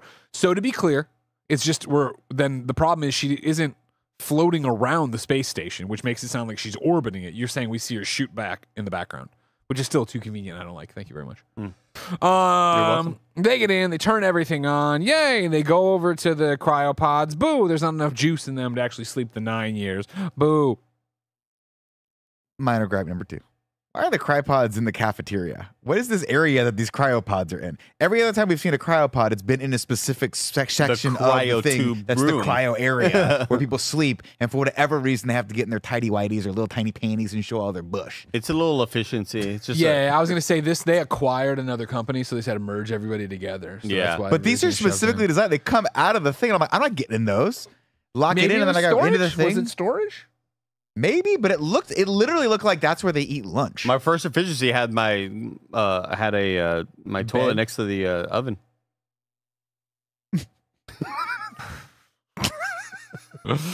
Here's where Bjorn is once Touche. again mean to Andy. Rain is like, why is he such a dick to Andy? And it's Isabel Merced lets us know Andy's mom died because of a synth's decision. I thought synths couldn't hurt humans. Well, when it saved 12 lives and sacrificed 3, they can make that decision, which is cool. So good. Also, we've been having too much fun out here. I want to call out. I liked a lot the scene when she ran out and the bro came out and was like, "Hey, we know we have to do this." And she has that contemplative moment and she looks at all the miners coming out and they're still using canaries and coal mines. or Oh, whatever. yeah. I thought that was cool. Yeah. I love the rat thing too. It was a brief in the little crawl motion, but like the visuals of it were cool, and it was just great setup for like explaining the gravity. You know, so far so good, except they don't have the juice, but they can find it with the scanner. So they shoot the pods out, and there's Navarro, badass Supreme, just catches it easy. Love it. That was cool. Then Isabel pukes. And everybody's like, "Oh man, are you sick?" And I'm just putting it together here. No, I'm not sick. I'm preggo. Oh my god, who's the dad? Some asshole. It doesn't even matter, right? But we're gonna have a kid. That's cool. Yay! And then she says, "I'm happy that this baby will get to see the sun." Yeah, that's fun. That's cool. We'll see. This is where we open the thing. We find out we are on an R&D ship. And somebody said over there, what's the name of the actual ship? I know the 2 parts. There is a name to the overall ship. I'm confused how we want to. I thought it was 2 stations that they like bring together. No, there was an overall name, which brings us back to. Romulus Remus. Which brings us back to. It's time to play this game. Gonna rank the ship name. Welcome back to Rank the Ship Name. Rank the name of the ship. We don't do it often. I don't remember the name. A podcast within a podcast where the we Renaissance? rank. To reach Renaissance. A seemingly abandoned Weyland-Yutani station split into 2 modules, Romulus and Remus. I mean, shit. The Renaissance is Here's a the fucking thing, Andy. badass name. Remus brings down Romulus. Renaissance And with Remus and Romulus adds everything. This is fucking high. What's our number 1? Right now is the Nostromo Oh, number God 1. damn it. You spelled Nostromo's that so wrong. cool. And number 2 is a Sulaco. Have you seen how I spelled resurrection? Trust me, it doesn't matter. We'll remember. Well, no, when we Andy's get had there. a big gripe that it was Corbellian, but it's Corbellin. It's fine. It changes everything and nothing fine. at the same time. It's wasting everyone's time with me talking right now. Where do we want to rank then? Renaissance, aka Now, Romulus and I would Remus. put this below the Prometheus at number 4. Oh my God, you're an idiot. Can we? How do we pronounce Hey, this? fuck you, man. How do we pronounce this? Because if it's Renaissance, Renaissance. but if we say Renaissance, I hate you. Oh, come I on, hate you. Andy. Go back on You got vacation. there before me. I think I vote this number 2 underneath Nostromo. Wow. What? Over Sulaco? I don't like Sulaco. It sounds like an That's Italian cool. dish. Yeah, it sounds like one that'll give you a heartburn. Joey slacked me yesterday saying Nick has said femdom no less than 3 times on stream, on stream today. Maybe we shouldn't let him go on vacation anymore. So, you know. Fuck, man, this is so hard because, like, there's just some really, really great names. I love Romulus. I would put it at number 2. Okay. I mean, I like Sulaco. I'm voting this. I had I'm it voting at, this under Prometheus. I had it at number 4, so that would put it below the Sulaco based on Tim's old rankings. But no, based on Tim's things, since me and him tie, we put it at 2. Sure. Exactly. math I That's think how it works. I think it goes Math at number works 3. out. Yeah. Is that how it works? It's 2-1. Are they at the same place and we're at the same place? No, I'm they're- lower. No. I'm But putting. are we both I'd the put it same below place? Covenant. Yeah. Then, yeah, we win. Oh, you put it below the Covenant? Yeah. So you have to find the average spot. Covenant's Because I have it at 4. Nick has it at... No, Tim's shaking his head. 5. No, if we're doing this when with the math works in voting- my favor, I'm for it. We go back to God, the you plot became now. part of the problem. It's unbelievable. you were going against everything you stood for. As they make their way through all of this, Bjorn blurts out that Andy can't come to Yavaga, of course. This is not a Weyland-Yutani system. No synths allowed. And this, of course, breaks Rain's heart, who knew this as well. She just hadn't had the heart to tell him yet. But Andy, of course, is a synthetic who wants the best for Rain. That's his prime directive. So he says, okay, no big deal. I can do it. So sad. Yeah. So they're starting to go there, and then he finds we keep walking. Eventually he finds the taser thing, right? Or am I way ahead of myself there? Because this is where my thing says Bjorn fucks with Andy, but Andy saves him. So yeah, that was when it looked like Andy was gonna fucking be mean to him, but no, he saved him from falling back in the hole. They find the dead synth. They find it's all acid related because there's a bunch of acid burns. There's a hole in the floor. We know more, obviously, right? All right. But they're like, okay, whatever, and they found the thing. But they go into get the cryo juice from the flooded room or whatever. This will be super easy, they think. Here's one. This has got all the stuff we need for the 9 years. Fantastic. They grab it. Bjorn freezes his little pinky. Ooh. He gets it bad throughout this movie, but this is like the first one. You're like, oh, that would suck real bad. I like what he's wearing though. Bjorn? Yeah, he's got the anorak. He looks like got the thing, and then he's got a bandana, like you would think like Vasquez was wearing. Yeah. It's cool, man. Cool. Of course, though, on top of the freeze, this also sets off an alarm, which triggers a lockdown. There's a panic. There's a red flashing thing. Andy can't use his little finger, which I'm surprised Nick hasn't been inappropriate about, to go in the hole and get him out. And he's like, why? It's just some random room. And Rain says, obviously, that's no random room. It's one of those things where the Alien franchise has always been sexual. Very vaginal. Right. It's been vaginal. There's been a lot of orify. Yep, orify. But when they came to the writer's room, and I always imagine people sitting around a big table like this, a big coffin-shaped table, right? Hey, how is he going to interact? How is Andy going to interact with the computer console? And I don't, to my best knowledge in chat, tell me if I'm wrong. You got to finger Mother. I don't think we've ever fingered Mother before. But when he puts his finger in like the holiest of holes of Mother, into Mother's little Stanley Tucci hole back there, I'm like, why? Why can't he just, you know what I mean? Like, can't he just type in a code or something? No, it's easier this way. Yeah, man, and it goes in so easy. It's like every time he does it, you hear Mother go but like, you know, like, oh, good. One of the screens has a face hugger on it, of course. This is on top of being cryo stuff. It's also the cryo storage of the face huggers. Navarro and Rain decide to come aboard, leaving Isabella Merced on board the little ship. They come on because, of course, if they can, Rain knows if she can get the chip out of the synth that's on the ground there, she can get it to Andy. Andy could do it. He'll be able to override it. The face huggers start unfreezing. There's just so many of them. So many in this room. And I think, hard stop, this is the best face hugger scene we've ever had or ever will have. Face hug him, face hug him, face hug him, face hug him, face hug him, face hug him, face hug him, face hug him. What's up, everybody? Welcome back to a podcast within a podcast we call Face Hug 'em.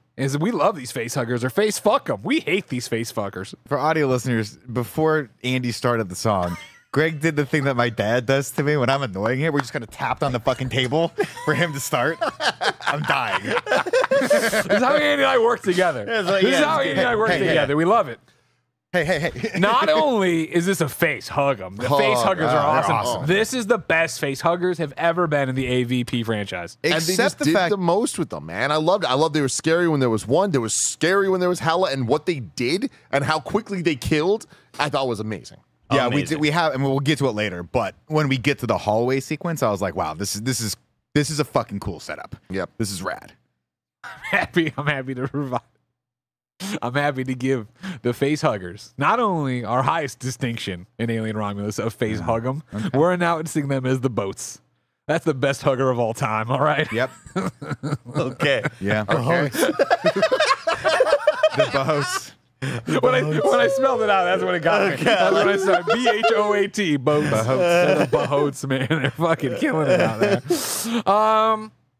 So yeah, that happens. They get that X-ray torch, which will come in handy later, of course. Not that much later, but later here or whatever. The synth comes alive. It goes, you know what I mean? Like comes at them or whatever, and then they fucking get the chip. I'm like, oh, it's crazy or whatever the fuck that was, right?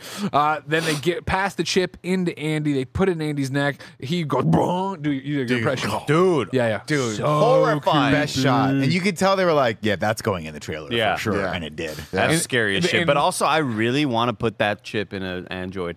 It looks like it's such a good tactile feel. The little clicking, the chick, and the thing comes out, a little tiny little baby disc. I love a small disc. If people hadn't fucked it up, this is what we would have had for the Mini PSP discs. 3. For PSP 3, when we had our UMDs, this is what it would have been. Like, you know what I mean? I'll disagree with you, Andy. I hate the fact that she just doesn't take out the other disc. She just puts this disc on top of the disc. Because in my brain, I'm like, have you ever forgot that there's already, like when the CD pops out, you try to put a CD on top of it because you didn't realize there was already one in the computer? It goes in, you hit play, and you just you're like my fucking disc. No, that's my happened to me. DVD-R burner. Andy reboots. She tells him to calm down, everybody. It's okay. And it's face hugger fucking city now. These guys are everywhere. They're in the water. They keep like, what's on my leg? Blah, blah. And then shout out again to Yo, Bjorn keeps on parrying him, though. Bjorn's killing it with the fucking electric stick, which I young. appreciate. Yeah, but what I really do want to give a compliment to here is, again, face huggers are seldomly used incredibly well. I seldomly used well, rarely incredibly well. And the fact that we go here where it's like, hey, we're not going to have them be the fastest fucking thing on the planet, so you can't stop them, because it's more terrifying to be able to slap them away and be cognizant of what the fuck's going on for a bit. Yep. We're going to give you that. We're going to have them in mass. We're going to have, like, they just do so much cool shit with the facehuggers in a way we really haven't seen up to this point in AVP, which I'm so happy. Yeah. And there is no better shot in this movie, in my opinion, of the facehuggers bursting through the door, chasing Bjorn and Tyler through that hallway, running through the door, and the way that the camera just follows it all in one shot, and then jumping at what's her face's face. Navarro. All Awesome. of that sort of sequence. It like I had to rewind it 3 times, being like, "This is filmmaking Cinema. right here. This is so good." I just loved the way that they were able to capture so many things in one amazing, just kind of camera movement. Fucking like. That's masterful shit right there. Again, all that happens before then. I do appreciate where it's all going wrong. Shout out to Bjorn, who we don't like, lost his mom, Cry Me River, knocking the shit away or whatever, right? But then when the one's finally about to get the brother, and it's gush, and it stops, and we pan up, and it's Andy turned around holding him. I'm like, that's fucking dope, right? Then the whole amazing scene we did, jumps on Navarro. Congratulations, we got a fucking movie going on here, all right? What if he just like tore it and haven't ate it? We're like, oh god, Oh, Jesus Christ. Of course, it's on Navarro. The usual conversation happens of, we got to get it off, but it's choking her. If we do this, it'll kill her, blah, blah, blah. Andy starts talking, and he's clearly been upgraded by the thing. He says he's been upgraded by the thing. And they come up with the idea that we need to know what we're up against. Let's boot the synth and go from Is there. this before or after they freeze the thing? They don't do that. Oh, That's they an don't- idea that's from the what they synth do. here or That's right, whatever. okay. I assume you made a reference to something you wanted to pop off about. So- here is Rook. This is Rook. This is the worst thing ever.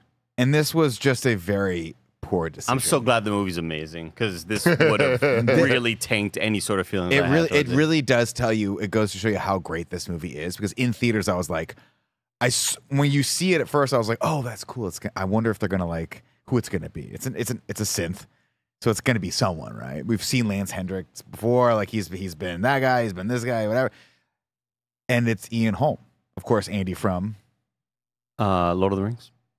was it a And The Hobbit. question? Was it a question or a statement? It's a definite statement. And I'm like, cool. His face is half melted away. He's covered in clam chowder. Mhm. Just make him a fucking animatronic being. No. Let's make it the worst CG you've ever seen. And a little bit of trivia, they actually went back for the digital release of this and put more money behind it to make it what you saw. It was even worse in theaters. That's It was, that's impossible. his mouth was just like, at one point the mouth kind of floated over here for a second, and the After Effects guy was like, oh shit, bring it back. Dude, It's bad. This just looked like the first versions of deepfakes that you ever saw. Like, this doesn't look like a... I swear to you, this doesn't look like a 3D model recreation talking CG. This just looks like a bad deepfake that somebody said, ship it, it's good enough, we're running out of time. It's so bad. And it really takes you out of this. And I love the nod to Ash in the original. I love it, but like, dude, this did not need to happen at all. Yeah. And he's in the rest of the you'll notice the rest of the movie he's just on video screens. Like we just don't see him again. Yeah. It's like, thank God. Yeah. It was real bad, man. Because there were times where, like, as I'm watching it, it looked like the early versions of deepfakes and AIs where it's like, oh, it doesn't know, the computer doesn't know how to distinguish the tooth from the lip and the inner mouth in some spots. So it's just doing its best to kind of like, here's what we think is right. It just didn't look like a human made this. It's a bummer because so much of this movie is like actually done practically that I just wish they had either another actor or they just were like, hey, dude, let's call it fucking Stan Winston's team and get them to make a like looking animatronic, like, of course, Disney. Abraham Lincoln. Hall of Presidents. Exactly. Or can you imagine just a really good animatronic where just half of the bottom jaw was broken? Yeah, that's all you need. Melted off, so you just saw like machinery underneath, and it was cool just shit. And it was awesome eyes and everything, but you know you didn't need a moving mouth. Ugh. It's a bummer. I obviously admit it doesn't look great. I love it. Like I'm glad because it's not just CG, right? There's practical stuff there of them having the guy in the rope, like in prosthetics. No, he's dead. He's dead. Yeah, he's been dead for a while. I think. I don't know if he was actually. Oh no, but I mean, like they have. Oh whatever. I'm just using the wrong terminology. Like there's a guy there. It's not all just CG. Oh, I'm sure there was an actor of some sort. Yeah, they did the face over. Yeah. But that's I don't know. My point is, I think it's awesome, and I think it's a great tie to Alien, and I love the idea of he's the science officer here too because this is just what they do, and like we know, especially in review so many weeks later, getting to this one, like I love that throwback, and I understand he's dead, so you can't have the real thing or whatever. Blah blah. I don't know. I loved it. I agree. Don't get me wrong. That it's him. It doesn't look good. Oh yeah, agree. I love that it's him. I hate the implementation of it. I love that it's him. I'm a sucker for any time they're like, oh, there's more of the same thing in the universe, and I love that his name's not Ash, that it's Rook. Yeah. It's a different name for it. Yeah, that's cool. Of course, there's a great line from him here of "You don't help her, you run." What happened here? They start asking, and he's like, "We came out here. There was this ship." He doesn't say the Nostromo, but there was a ship. There was one sole survivor. Who blew an alien out, and it's up there. You look up, and it's the dead alien with the harpoon in its thing. We brought it in to study it. Things went fucking sideways, and here we are. Right, everything went to shit, and you are what's going on, or whatever. Then it's like, well, we want to save our friend. Well, you can't do it. I think did they say acid blood here? Because we have the hole there. He's like, it's got crazy ass like defense system. And so they come up with the idea. Well, what if we freeze the tip of the tail to get it to release? We could then get it off that way. And like, okay, cool. This is a great idea. They think no further on the plan. They freeze it. It unspools. They grab it and then just throw it on the floor. Why? They start spraying and it runs away. I was like, that was just. No one was like, what do we do when we get it fucking off? Okay, whatever, we do it. But it's just so far down there. Of course, yeah, it's gross. You know what I mean? Damn. Navarro wakes up screaming or whatever. They grab her. You're okay. And he goes, I wouldn't be so sure. What are the odds? 60-40 against your friend. 60-40 against fucking your friend. Cool. Like again, like especially for us knowing Ash as the bad guy, Rook being here, who obviously is also bad, but it's like just how cold he is in you know, and like some of the lines later where he's like, you know, I don't like your odds, but I wish you well or whatever. It's like he's doing his company directive or whatever, but I just really appreciate him. Only other pet peeve, and from here on out, I won't wager or put any more criticisms toward the movie. I apologize. I appreciate that. But this is literally happening very, very close to when the Nostromo went down, right? And in the Nostromo, the guy gets the thing in. It gestates for a very long time, and then like it bursts out of his chest, and then takes a long time to grow. I don't love that they play fast and loose with how fast these aliens can grow. I'm also not sure what the giant vaginal egg thing was that this alien turns itself into to grow, because we've never seen that before. I know they have to make the movie a certain amount of time. I know they have characters, they got to keep it moving forward, but I fucking hate that the alien can literally touch you and then explode into an 8-foot-tall xenomorph like 5 seconds later. Yeah, it's kind of cheap. I agree with you. I think it harkens back to what we're talking here of this is like, it is tied, but it is a soft reboot, and it is like, I hear you. I'm with you as an old school fan. As, you know, me and fucking Elise being like, that's not how you defeat a demon in The Conjuring. Like, like I'm with you of like, yeah, it's nonsense, but it's always been so nonsense, right? Of just like, he's this little guy, and then they find the skin. It's as big as a sock. And then there he is, 8 feet tall. You're like, all right. Langley M. Neely didn't get to be 8 feet tall coming from this shrimp. There was multiple Langley M. Neelys before he started haunting children. A shrimp and a prawn. Once again, we love you, Langley. I'm sorry. Is Langley our Bob Rob? Rob Yeah. Bob? Well, yeah, that's what he's complaining about earlier in the chat. that Bob Rob's stealing all the jobs from him. Wow. Yeah. Langley, get in there, man. They say, all right, cool, 60-40 against. That's all Andy and his new souped up. He's got an RTX 9050 in there. You know what I mean? He's like, 9050. and he's like, all right, cool. We're not letting her back on the ship. And Bjorn's like, my mom. It's all subtext. And so he runs with her, and they're all running, and Andy's chasing or whatever. Dude. And he tries to shut the door, but it doesn't work, and they get. Opens it up and like, fuck. Keep going, right? That's his performance here from here on out is just. I mean, it was great performance. It's just fucking stellar. I love that having the little jumper and with his white shoes. I love all of that shit. But the physicality of it, how he's just like precise from here on out is so fucking good. Yeah, really good. Speaking of shoes, I love her little Reeboks too. Yeah, you gotta have the box, dude. It's old school, Reebok's one of the 4 major corporations that somehow survived. Exactly. Yeah. Bjorn and Navarro get on the ship alongside Isabel and Merced. Bjorn's like down in the hold still. They're up there. Navarro gets on the ship and and Isabella said like, "What's going on?" She's like, "It took you guys too long. What's going on?" And Andy goes out and she's doing the ship and like, "What's going on?" And Navarro's like freaking out. She's like, "I just need to get away and I just need to figure this out because Andy's trying to kill me and yada yada."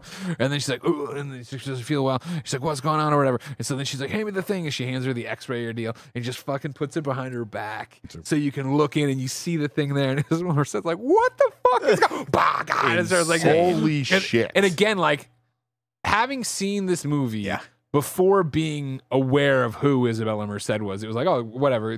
Now knowing her right as Dina, now knowing her as Hawkgirl, seeing her in Superman and Peacemaker, coming back to this and the performance she gives right here, which it's just so chilling. Of I don't know what to do. I don't know what to do. You know what I mean? Scream. Yeah. Oh, the cut. Yeah, the cut. Yeah, when it finally bursts through, right, and that scream. Yeah, they flip it around. I wrote it somewhere in there how great it was. The chest bursting. We've never ranked before. Oh, We've never should have done that. And you fuckface. You never thought about this? All the pre-production meetings you and me had for these segments, you never thought about this? From best to worst, rank the chest burst. From best to worst, rank the chest burst. What's up, everybody? Welcome to Rank the Chest Burst, where we rank the chest bursts. I'll tell you one thing right now. The sound of this thing coming out of this poor woman is...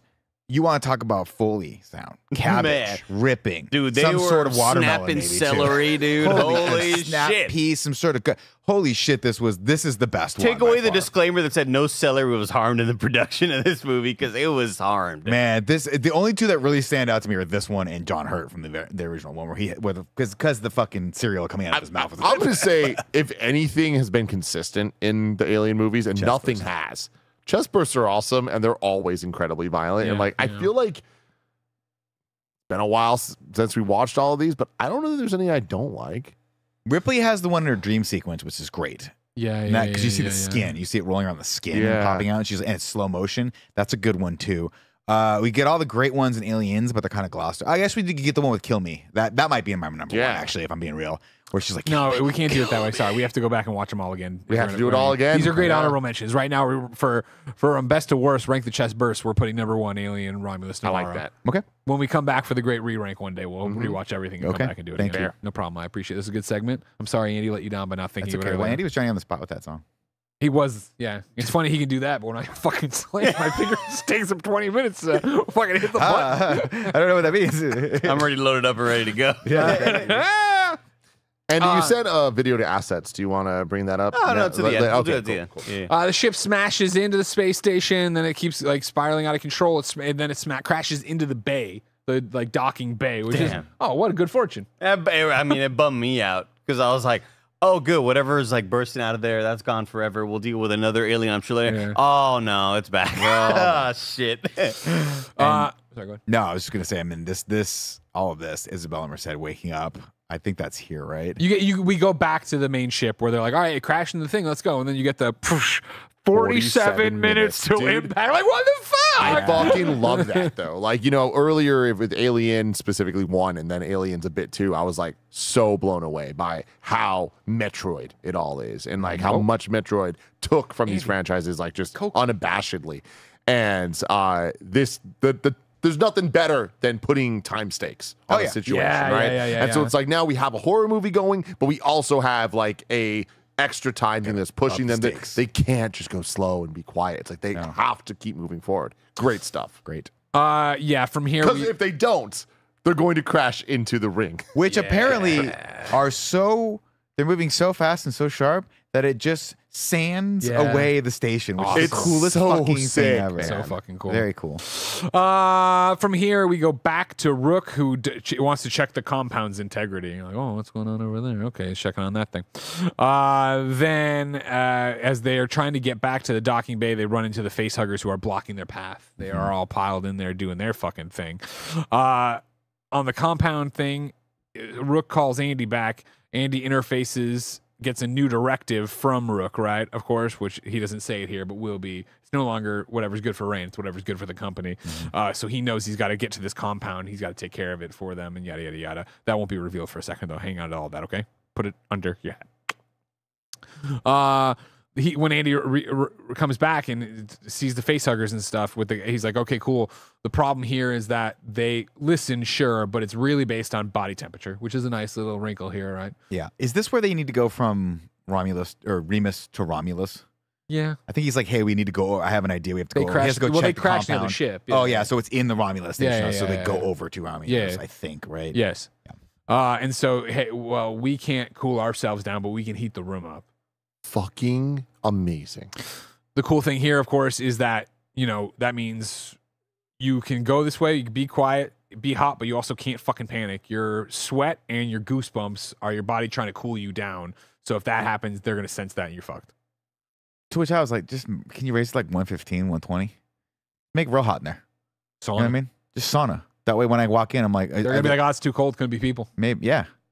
They sense heat, right? Put it up to 100. He's like, I'll put it up to 98 degrees exactly. I was like, 99, 100. What if I'm running temperature? Yeah. I run hot. This is where Isabella Merced wakes up over there. Yeah. We see she's, what's going on? Fucking dead bodies everywhere. Aliens already gone or whatever after having done its thing. Then stay calm, stay quiet. Isabella Merced goes down the ladder over there. This is where we find the alien has already shed its skin immediately. And it's become a giant cocooned moth vagina. Yeah. And I don't Great understand moment before why. we fully get that, though, where BJ grabs Isabella Merced from the back. And then, it's me, and I've got this electrocution stick, and I'm going to shove it in that vagina. Yeah. I mean, got a stick. Not a bad plan. We know that if there's a hole and you have something you can put in the hole, you have to put it in the hole. It was insane. It didn't make sense to me logically. I feel like you just get away from that thing. Well, you think you kill it. I think Maybe at this you can point kill it they're now. trying to get it off the ship. Yeah, it's vulnerable. It's in their mind. Its defenses are down in their mind. Yeah. I'm with. There's a lot of jumps there. You know what I mean? As people in the situation. We got to get it off the I ship. would be Tim. dead though. If you're thinking about it too, and you're like, okay, well, the guy did just tell me that this thing can survive in the vacuum of space and come back to life and kill an entire crew, and I have a fucking stun gun. Maybe it's good. Maybe it's not. A 60-40 shot. This thing, works. Got to make some big moves out there. But I love the sound effect. He's like, ah! Yeah. And then just such a great moment here of something I think we've played with before in this universe, but never seen, and it's so well done. Yeah. Electrocute the egg. Yeah. Seems like we've won. We haven't, of course. The tail comes out, cuts his eye. Well, he's like, my fucking eye, right? And then, boom, the acid comes out, and it gets on him. I've always wanted to see the acid of an alien actually eat a person, and we get it here unflinchingly, right? Yep. Where it falls on him, and it doesn't just burn his clothes as he takes it off, which happens in every fucking movie. It burns through the clothes, and then he puts his hands up, and it gets on his hands, and we come down, and we see his fingers fucking disintegrate. It's so good. It's awesome. terrifying. How would you take this egg on, Greg? I mean, You skating around? I would have opened the vacuum already. Just suck myself out. I'm done. You're killing yourself. I ain't dealing with any of this shit. Hey, we'll lower our temperatures. I'll see you guys later. All right. Greg just breaks the glass. I'm not dealing with this shit. I ain't getting throat fucked. I ain't doing any stuff. I got a gag reflex. Alien Earth. The fucking creatures. The they got fucking in this creatures, thing. dude. The eyeball eyeball top hat to you, sir. You're fucking horrific, and I love you. Oh my god, don't the get me ticks. you know that. Fucking get at it. Yeah, Joe was like, they've made ticks even worse for you. I'm like, I know. Oh yeah. Anyways, lungs. BJ's fucking dead now. Isabel Merced tries to get out and she calls Bro, who in whispers about the alien being there and the alien's coming. She wipes out going down the thing, the call drops. Bro's like, oh yeah, and then Rain's watching and she sees him get the rock goosebumps, you know what I mean? Dude, sick shot. And then Andy just goes, run. Yeah, and Andy, run. And they fucking go off. Again, and like the way the facehuggers just react like dogs or whatever, they're on it. And then I love, Bro, big brain move, taking the flare, throwing that. Facehuggers all run to it, except for a few of them that go. And then Andy shuts the door, just times it perfectly. Almost gets them. Like, you almost got us. And this, shout out to Andy here. You almost got us. But it was closer than last time, and you're all okay. Same thing I fucking tell Jen all the time. All the time when I'm backing the car up into a tight space, doing a thing, whatever, she's like, you almost hit that car. I'm like, but I didn't. This is a skill. You should be saying, great job not hitting the car. Mm-hmm. It's not like I'm willy-nilly out there. Yeah, I'm 3 beers. I'm kidding. Hey, question for you guys. If we could trade Andys, would you take this Andy over our Andy? No. This Andy, that Andy's Andy, pretty cool. He's cool, but he's not. I don't want him. I don't want him doing. Think about he can make the synth sounds in his mouth though. Yeah, but he wouldn't be what's best for the company. You know what I mean? Yeah. He'd be mid-maxing all the headlines and thumbnails. He wouldn't let me back on camera. I'm not good for the company. I'll tell you that right now. That's fair. We should do that though. We should rewrite the employee handbook and talk about prime directives. Do it in the font, the mother font. Oh, sure. It's so easily readable. It's very legible. Isabella Merced wakes up in a compartment that's just fucking soaking wet as always, right? Then she's running, getting there, and it's the door that seals off the space station from their ship or whatever. She's at the door, begging them to open it. Andy, open the door. Andy won't open the door. Why not? That's what the creature's waiting for us to do, because the alien's up there watching, waiting. And they're like, no, you can open it. He's like, it'll take 2 seconds for the door to open, 2 seconds to grab her. That's more than enough time before 2 seconds to close it. Thank you, sir. Mm-hmm. But the alien getting here, we can't fucking do it or whatever. And finally, the alien's like, I'm done with this shit. Jumps down, tail through Isabella Merced. She fucking screams. The alien takes her up into the thing, right? And it's just immediately you're like, oh no, because first off, she's pregnant. If you ain't dying, you ain't dying. And second off, we don't see her die. Yep. She gets taken. Yep. And it's like, no. I thought the whole time it was going to be a, it's not killing her because it knows that she's pregnant. That's the Predator, bro. Predator has morals. Yeah. Has limits. But I don't know, yeah. Rain turns around and hits Andy, and then she goes, Andy, what's your prime directive? And this is where he reveals, of course, it's changed. It's now do what's best for the company, right? The great performance here by the bro, who's like, open the door, I need to get her, you know what I mean? He screams or whatever. Andy lays it out, of course, that if we do what Rook wants and we get this compound, you guys get to go all your way to Yavaka or whatever, Garaka, and then I will go back to Jackson with the component and wait for the company to come get it. Everybody will be happy. Congratulations, everybody, okay? He talks about Prometheus. Yeah, well, this is, no, we're not to Rook yet. We go from here to the lab, where now Rook gets really into it, right? Where they come in and it's the Romulus beta lab, and we've got the black stuff we know from Prometheus. And he comes in, and Rook is talking about, I came here, we've been doing these experiments, and deep inside them, I found life. Prometheus fire. And then we hear the fucking flute play the Prometheus Yo, theme yeah, song. that was like, nice. Let's go. That was awesome. We talked a little bit about what Ridley wanted to do, or what that team wanted to do originally with Alien, and then it kind of got sidetracked with James Cameron, and then it kind of got into the sort of the humdrum, let's just keep making Alien movies and drive the franchise into death until Ridley wanted to bring back Prometheus. I think this is a really good way to touch on that, reintroduce it, but not have the whole thing be about this weird nebulous black goo that can do whatever. This is great. And then as this scene ends, we should go through the scene because there's a lot of cool beats to it. It's an upgrade for humanity, right? Yeah. Right. The whole concept is that all these people are dying on these colonies because humans weren't meant to colonize the galaxy, so we need to upgrade them, and we upgrade them with the black goo, just like this rat. That totally works for this rat. And the rat's like, came back alive. Now I'd be like, where's that? Is the rat here? Is the cage? Should here we keep still? watching? I noticed this YouTube video. The rat's only halfway done. Should we? No, it's got 20 more minutes left. Nah, we're good, dude. We're good. That's just credits. Hey, we're gonna hit we are gonna hit the goddamn rings. We're gonna hit the rings. 47 minutes. Yeah, 44 minutes. You could put the YouTube video at 2 times speed, though. It's true. What happened to the rat? No. But I love that he's like, hey, we got to arm ourselves. And this is when I went from liking this movie to being like, fuck yeah, we're going to hear it. because they give him these badass like Pulse rifles, AA, aiming assistance, 450 rounds, but no shooting. Why? We're on the bottom floor of the space station. Yeah, If that acid blow hits, it we out. are going to get sucked out and fucking done. Love it. So why give us the guns?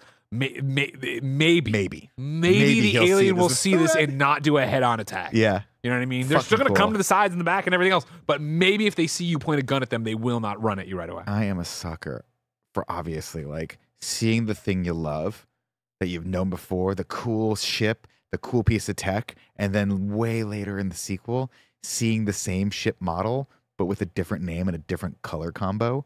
And that's kind of what they're a little bit different. They don't look exactly the same, but the fact that they're white and red instead of like the gunmetal of the original pulse rifles, I'm like, now in my brain, I'm like, well, if someone gave me the option, which one do I buy on eBay? Yeah. Do I buy this one or do I buy the other one? This is why you pop so hard for the new proton packs at the end of Frozen Empire, Oh right? my That God, yellow so bar they were in the so- back, the yellow that bar in the they back, were really and important to the they were story. really important to the They were story. really important to the It story. was so cool. the yellow Really got a bar on lot the of back. screen time. They were worth it. How much per in review episode does Ghostbusters get brought up? Per every in review episode. Dude, Andy. Would you want me to go to some other hallmarks Sure. Oh no. on this week? No. Anyways, as they leave the room, we see a video of the rat going psychotic. You know what I mean? Getting all big, and then it's all exploded out, and it's all black and gooey and whatever. They come down. So of course they're taking these to get out, but also just to get out. I'm sorry, and that's not what it is. And they come down, and we get that great shot of Rain. She's like, "Oh my god, Tim, why are you searching on YouTube for Echo the Dolphin? Because Praying Ocelot in the chat says, if you think Metroid ripping off Alien was bad, check out the final boss in Echo the Dolphin. And I'm like, what? I need to know. Like, what could it? Oh shit! Yeah, that's just an alien design. Oh yeah. Why is Echo doing this? That definitely just looks like a xenomorph. That was probably toxic waste that turned that fish into something evil." They come down, and Rain is like, "Oh my god!" And we pull back through the hive, and we see what all the aliens are going. He goes, "Busy little creators, or Yeah. creatures." Maybe I think I'm going to type it down. Yeah. What do you think? I think I said this on Aliens, but it's worth noting again. What part of that body does this thing come out of for them? Mouth? They gotta have an How do asshole. you make? Are they shitting and putting it on the walls? All the black goop. Yeah. How are you making the thing, the hallway? It's a Yeah. lot of work. Is it man. part of the Prometheus particle? I don't know. Maybe. Because they found life inside them. There's life inside all four of us. Gotta get it out. Yep. I got it out twice today already, thanks to the coffee. Don't wink at me when you say that. Had a couple Trentus. I definitely was going for a different guy, but it doesn't matter. Anyways, they turn to leave, but before they can go, Isabella Merced is heard moaning, and that's all Bro needs to hear. He's going to run down there into the hive to get her out. They go down there, they get her out. She's bleeding, and they're like, "Oh my God, she's bleeding." And Andy's like, "That's actually to our benefit. They probably didn't put the parasite on her. There's no dead parasite at her feet. So they probably didn't put it on her because they're not sure if she's going to die. Yeah, Yeah, exactly. she's dying. And they're like, "All right, cool. Let's get her out of here." Well, she might not make it. All right, cool. Let's give her the juice. Let's give her the Prometheus particle. We saw what it could do for the flat rat. And they're like, "Well, we don't fully know that. I don't like that, blah, blah." "Andy, will she make it?" And Andy goes, "If we hurry." Like, okay, cool. Let's get her back to the thing. So they start going that way. And then we get the classic alien light floor. We get that blue light across the floor. And Andy's so like, cool. "What is this shit?" And goes down and does that. It's got a sound effect to it too. Yeah. It's so Yeah. tight. While that happens and all this is going on, Bro takes a tail for Rain because the alien shows up or whatever. Rain's taking care of Isabella, I forget, and then at the elevator, right? And then the tail comes and Bro jumps and he gets impaled and he gets pulled away and he gets pulled up in the hole and he's like, "All right, you motherfucker," and then he looks and like just fucking an army of aliens crawling at him, and he goes to shoot but just doesn't get it in time and he gets fucking axed up there or whatever. Really couldn't have gotten any shot off. Yeah, right. Just go pull the It's like trigger. the story of this franchise: people impaled, and you have plenty of time to just pull that trigger, and nothing gets done. Huge pet peeve. Jeez. We call it the Carl Weathers effect. Yeah. We do call it that. In this fight, Andy got knocked to the floor, of course. He's glitching out on the floor. Rain and Isabella I was very Merced confused get on by the that. elevator.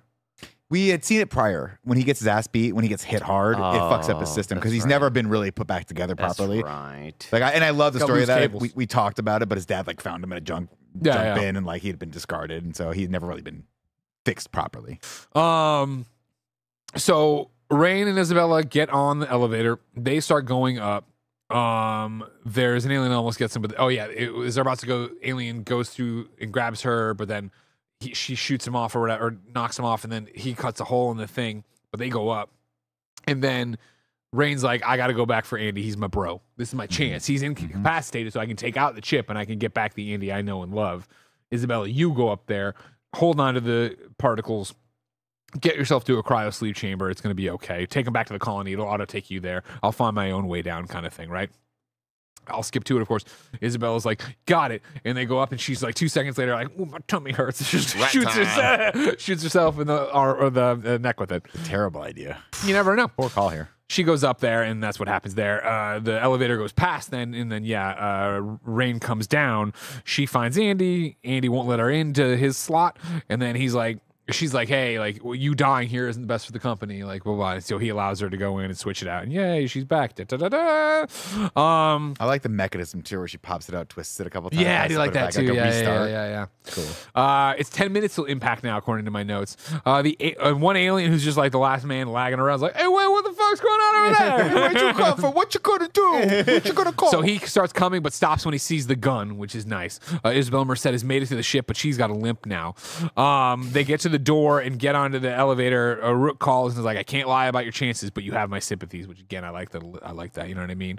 Back on the ship, Isabella and Rook talk, where he's like, you've got the thing, great. Let me get you out of here. And she's like, Let's go who are now. you? Yeah. I think the sympathies line was another line from Alien, right? Nice. I don't know. I think he had that. said that in the first one as well, or something to that degree. Yeah. 'Cause that's the nod. So there, so the elevator, that's right. So they couldn't get the elevator to come back down. They're stuck at the elevator door. Andy, tell me some jokes. They start going back and forth with little pun They know jokes. it's done. Aliens are coming at him, right? And then he makes the zero gravity joke, right? And she's like, that's the idea, right? She turns on zero gravity. All right.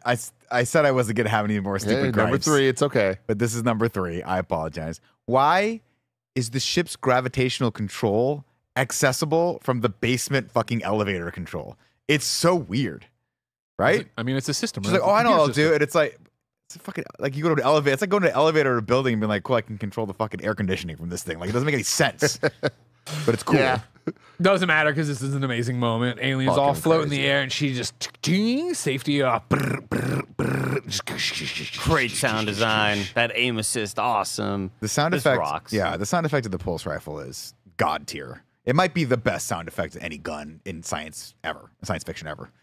Just that high pitched squeal at the top of and then like the bassiness of It's the drum. sick, It's so fucking. yeah. And I love that.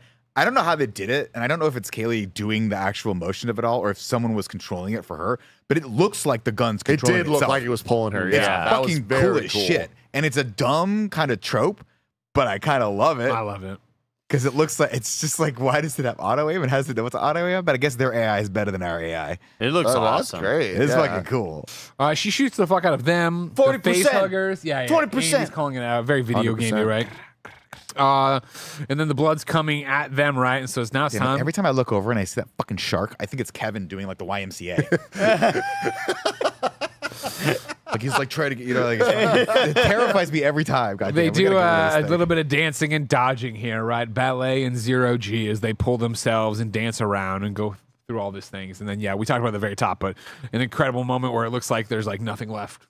The last of the acid's coming, but it's coming like blanket size. And it's like spiraling Yeah. around, man. It's so cool. they The went visuals off are on amazing this. here. And so she goes brrr, and shoots herself with it and out of its way. Hello. So fucking cool. The so tension, fucking the sound design, everything here just made you feel like shit. This was awesome. cool. So with this all done now, they can of course ascend the elevator shaft in zero G. They crawl themselves up and out, and they do the whole thing. However, as they're going, this is where no, whatever. Alien grabs doesn't matter. They're coming up here. They get grabbed. Gravity's about to come back on. Andy's up front. She gets grabbed by the alien. Andy grabs the elevator. There's a bunch of different aliens coming up, and then the alien's like right in her face, ready to do the whole shit or whatever. And then the blood. Why did it catch her? Huh? Why did that one alien? Because catch her? they Wants need him to to like for hosts. Yeah. They can't let her die. This is weird. The whole point of it is that they take you and then they either eat part of you, I guess, or they put you in the cocoon so they can make more of Yeah. it. So she's about to get killed by this alien. We get the similar iconic shot of Sigourney Weaver, but with Yeah. her and the alien. And then what happens is the blood finally hits the bottom floor, eats through. We get a vacuum going. sucks them. Andy can no longer hold the elevator. He lets go of the elevator. It comes tumbling down. Just takes out all the aliens that were underneath her. You think it's going to be a nice moment. It's done. It's not. The alien who grabbed her comes back. He's No, like, I love it. He goes like, "Damn, right? Like for real, that was scary." maybe we should start working together. Shit, my bad. Go. Great. On top of that, you've got like from her right the alien coming, and from her top left is the face hugger coming. Yeah. And again, she's like, "Fuck!" And instead, it's fucking Andy, the android, shoots a face hugger on his way down, shoots the alien, lands on the alien, rides him down, and then get away from her, you bitch. Which is the one I was like.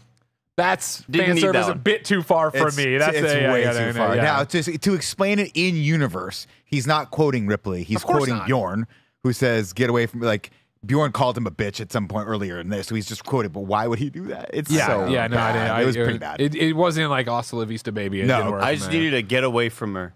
It could have been like a game over or something fun like that. I don't know. It's just too on the nose. Yeah. Yeah. Didn't like it. They get up to the ship. I guess what is impact? The ship is the space station is the Renaissance has begun to fall into the rings or whatever. They get up there. Isabella Merced's like, "What took you so long?" They get in the ship and they take off as the other ship is being eaten up and destroyed. They put Isabella Merced into the sleeping chamber. They say in 6 months they'll be there. Yeah, well, what they say in 6 months the company will be there. Thank you. I left off in my notes. It is the android synth on the ship that's being destroyed. Rook saying to them, "Great job, everybody. Yeah. Go back down there. In 6 months the company's going to arrive and they're going to come get the Prometheus fire from you. I'm very proud of you all." Just leave it on autopilot. Rain switches it to manual or whatever. Just the words Prometheus fire. So Yeah, come on. I know. I really like that too. Of course. Sounds like a Rush record. It does. It really does. Rook freaks out, of course, that they're doing this and changing their plan or whatever, and she gets to do the line from when she got turned down, right? Of like, whatever, your thing's rejected. Have a nice day, and hangs up on him or whatever, which I liked. New directive, of course, is what's best for us. She gives to Andy, which he's all about. And I think we cut over at this point to Rook as the ship's being like claved off, and he's just like, no. And it's yeah. God, such a cool visual. The light coming off the rings. Andy goes into like power down, standby mode, to whatever, guide the ship and sit there. Rain strips down into her undies. She's like, "I'm gonna go to crypto sleep too." As that happens, though, there's the stasis suspended. There's something going on with Isabella Merced's pod. She pulls it out, and Isabella Merced's there screaming and pulls it all the way out. She's super fucking pregnant. Like, oh no, this isn't how babies happen. And of course, isn't a normal baby. She starts giving birth and gives birth to this fucking looking pistachio shell. Jesus. Ugh. Not cool, bro. You know what I mean? Not cool. And Isabella Merced screams, "Get it away from me!" Rain reaches in, rips the umbilical cord in half, scoops up. Blood just goes. Yeah. Oh my God. And I expected that blood to be acid there, so I was like, "Oh, okay." Scoops it up in a shirt or whatever. Starts running with it as they get down the hallway. It starts to burn through the shirt. Falls on the grate. We kind of opens up. We kind of see a baby in there, a human baby. It eats through and then falls into the cargo compartment of the sand thing. Immediately I was like, "That's a fucking baby engineer. Holy shit." Yeah, right. Yeah. Weird, man. Then of course the ship they're on, their little ship, the fucking Corbin Burnson, says, "Hey, cargo's compromised. I'm turning off autopilot," so it just starts drifting back towards the fucking rings they just got away from. Andy wakes up, all hell's been breaking loose. He runs in, he sees Isabella Merced down on the floor or whatever. He's like, "What the fuck's going on?" And then there was a thing down there where, well, I've skipped a lot, but you've seen the fucking movie. Rain goes down there, she puts on the suit, it's getting super cold, yada yada yada. The thing comes in. Dude, that was scary as hell. Yeah. At first I was like, I don't understand the effect happening here, and then It's the cryo stuff. Shit. Yeah. And then like you see everything kind of getting frozen over. It's like, how would I just couldn't like match up how she's reacting to the room or whatever. But then, man, the acting she does when she feels the relief of like air that I could breathe again. Holy shit, terrifying. Greg, my mind is your mind. Oh shit, we are one. My mind is your mind. Yeah. What movie am I thinking of where someone puts a suit on and then it auto adjusts to them? You are thinking of the coat from Marty McFly Jr. in Back to the Future 2. I was thinking of the shoes. Yeah. Your jacket is dry. I love that. They just auto tightens around. She's like, oh fuck. This is awesome. So cool. I did skip there. Sorry, I was confused by my own notes. Remember, before this, Andy finds Isabella Merced, and then the baby who we thought was downstairs in the cargo department actually is already come back upstairs, hits Andy in the neck. He goes, oh, and he falls down. And then it comes over and it's all, mommy, mommy. It's not saying mommy, but it's mommy. You know, and it's got a weird tongue that comes out. It doesn't have the alien tongue. It's got the weird little fucking alien. This guy's whole vibe, man. I don't like his vibe. Ugh. Yeah. It like eats her, like sucks her blood out Sucks of her her. all Yeah. Eats mommy. You know what I mean? Like I a thought it praying was just, mantis. wait, why would it do that to her? I thought Like it a was just spider. It's got no emotions. I think it just needs to feed, right? Oh, I think it's kind of a play on the whole. My interpretation was a play on a baby breastfeeding to begin with, Yes. right?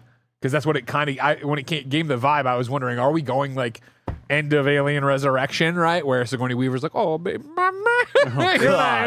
Isabella has a great moment here, just a physical acting, where because no one else has done this in the franchise. We have the iconic shot right of the thing like really close to her, and she has a moment where she goes like she like tries to get away, but then stops herself because his hand's over here, and she just like it's a very claustrophobic, terrifying thing that she did. It's very, very well done. This is when Rain gets back up there with the freeze gun, the freeze ray we should talk about. She sprays it. He's like, that fucking sucks, and knocks that away. He immediately knocks it away. Then it ruptures the thing. It's CO2 fucking shit like that froze T-1000. And so she's freezing. So she runs through, and there's the fucking fog. She gets in the suit, and like we all said, blah, blah, blah.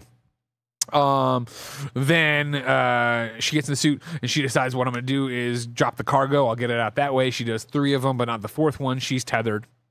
She goes down there. Of course, the big baby gets the drop on her, kicks her down away from the thing.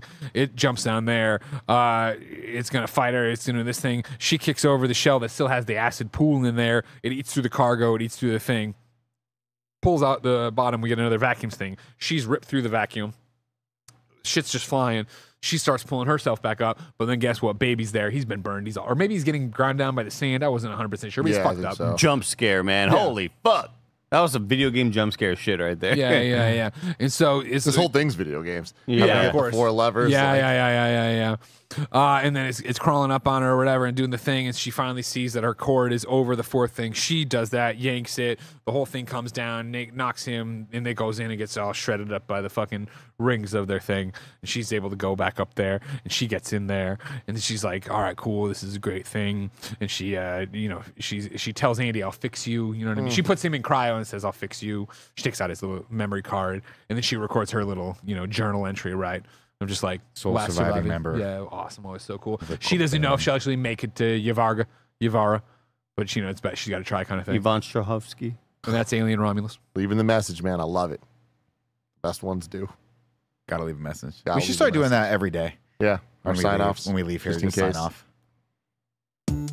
AVPPP, AVPPP, AVPPP, AVPPP, Alien vs. Predator preferred partner, Alien vs. Predator preferred partner. What's up, everybody? Welcome to the podcast within a podcast that has the hit song on iTunes, Alien vs. Predator preferred partner. This is where we go through every movie and give you our preferred partner from that film. Currently, the unranked list looks like this. In Alien, the AVPPP was Jonesy. Aliens, Newt. Predator, Mac. Predator 2, Danny Boy. Alien 3, Charles S. Dutton, who is not only sexy, but I saw a clip on Instagram from Rock, the show that put him on the map, of course, where he was so fucking rough, because it was like, it was this whole thing of like this like drug dealer or gangster in the neighborhood who was threatening him in his house. So fucking rough acting. He slams the guy against the door, and the guy, like, Rock's name is Rock on the show, and he goes, Charles? Like, he said the actor said Charles Dutton's real name, because Charles S. Dutton was so into this fucking thing, he thought he was about to die. Alien Resurrection was Winona Ryder. AVP was Alexa. AVP Requiem was 90% Jesse, 10% Mutzy. Predators was Yakuza. Prometheus was David. Alien Covenant was Fassbender. Jurassic World Rebirth was Dolores. Superman 2025 was Mr. Terrific. The Predator was Sterling K. Brown. Prey was Sorry the dog and Tabe the brother. And Alien Romulus, who is our preferred partner. Well, it's gotta be Andy, The right? baby at the end. No, yeah, it's gotta be. It's got to be Andy. Andy, come on. Because he goes Andy, dude. kind of evil, but he's able to come back. You know what I mean? It's just Andy all great across arc. the board, dude. He's just a lovely dude. Kevin, can you bring up the video I put in assets a little while ago? Here is Rob Bob. Damn. Wow. That's not fair. That's a tall man. That they did their best training wise, just be like, can this body sustain the rigors of Did he end up playing? Does he end up training and playing? stuff? He played like I think at a junior college maybe, and then eventually just like I don't think his body could really handle it Because it's just it's too. just so awkward. Like Yeah. it's just not. He's not built in the same way that Yao Ming, his feet kind of just broke down after all of the weight and stress. Like he Yeah. was just dealt with like foot problems for That's a while. crazy. That's Yeah. crazy. Do a 7-7. Dang. Yeah. How do you fly? What do you mean? I mean, he He got on a walks. plane. He's a person. Oh. Oh yeah, just lays in the Aisle? lays in the Put him aisle. overhead? What do they do? RaGu BaGu. What's up, everybody? Welcome to the podcast within a podcast that started it all. Rad Guys Talk Bad Guys, where we rank and review all the villains of the AVP universe. Our ranked list looks like this. Number 1, it's the Predators. I'm sorry, the Predator and the Trappers from Prey. And number 2, it's the Bad Predators and Perry White from Batman v Superman and Predators. Number 3 is Aliens, Burke and Queen and Aliens. Number 4 is the Predator and Predator. Number 5 is Xenomorph, Facehugger and Ash and Alien. Number 6 is Aliens, Facehugger, Bug Bad Queen and AVP. Number 7 is David and the Big White Guys from Prometheus. Number 8 is Predator, King Willie, Gary Busey, and Predator 2. Number 9 is Little Pred, Big Pred, and Sterling K. Brown in The Predator. Number 10 is David and the Bloodspot in Alien Covenant. Number 11 is the Baby, Queen, and Military in Alien Resurrection. It was the cause of so much bad Number stuff. 12 is the 20th Century Fox in Alien 3. And number 13 is the Pred Alien and his minions in AVP Requiem. 4. Alien Romulus. The face huggers are like the star of the They show. really man. are, which I think says a lot, though, about this not being top tier bad guys. Like, No. they're great. You got some run. It's run of the mill. It's kind of derivative. But they are so good, though, that I do think it rises it. But it does, but it's wholly unoriginal. There's nothing really going on here that we haven't seen in the series before. Yeah, I do love a sequence of it kind of waiting there or that one shot where it's in the monitor and Kaylee Spaney is like, wait, hold on. Oh, yeah. Is You it see it, right? Yeah, and then it kind of yeah. moves. It's like, oh, it's so sick. this is a rough one because I feel like the way the protagonists deal with them is the best. It's just them themselves. They're not doing anything that cool or interesting for the most part. So I'd Mid-tier, probably I would go. say mid. Right. Just to be clear, I want to rank them as the best face huggers of all time, normal ass aliens, and Rook. And bad Rook, though. I mean, let's talk about Rook. What about Bob? Rob? Rob Bob. Oh, the Offspring is the bad boy. And let me tell you, he's got that front little X that opens up, probably eats through it, maybe shits through it. Oh, I don't know, God. Tim. Yeah, That's I pretty mean, it cool. looks so amazing. But then the question is, Does that bring did it up or that just rip off the baby from Resurrection? But it doesn't matter if it's way The better. the best face huggers of all time, normal ass aliens, Rook, and Baby Bob. Baby Bob. Baby Bob elevates it for sure. Because his stature is just so odd. and the fact that it's like connected to Prometheus, I do appreciate that stuff. So and the costume design was amazing. I hear what you're all saying, and I feel like based on what we're saying, I would enter them. I would put them It's got to above be 5 or David 6. and the Big White Guys. Oh, okay. See, I think they're above the AVP aliens, No, face no. hugger, and I would say Big so. Bad Queen. I'll put that down. Yeah. And then the AVP with the Queen. the Big Bad Queen. Yeah. the That's one at where number she's 6. chained I think up. I'd put this underneath that. Wow. I disagree, and I She put it did above run real that. fast with her big booty. I liked that a lot. She had a big booty, but I she really ran liked fast. that. I would put it above. All right, so it goes above then. That means number 5 is Xenomorph, Facehugger, and Ash from Alien. Number 6 will now be the best facehuggers of all time, normal ass aliens, The Rook boat. and Baby Bob. Yeah, exactly. And then below that will be Aliens, Facehugger, and the Big Bad Queen from AVP. Multiple people in the chat are saying Waylon Yutani's the bad guy in this. They always are. And like they always are, but really they are in this one. Like I do think that there's nothing that aliens do in this movie that's as fucked up as adding 5 years to her tenure, right? But I still don't think like there wasn't enough here for me to think that changes any of the rankings. Fair enough. Now it's time to rank the movies, though. Everybody, Kevin, don't bring them up yet. because I want to go through our personal rankings on where we put Alien Romulus. I'll start off this one. I ended up putting Alien Romulus at number 3. Okay. My number 1 is Prey. My number 2 is Aliens. And my 4 is Predators. The thing about this, I had a really tough time. Maybe one of the toughest times I've ever had in review history, Andy. Wow. Of do I put Alien Romulus or Aliens on top? Because of each other. Prey to me is number 1.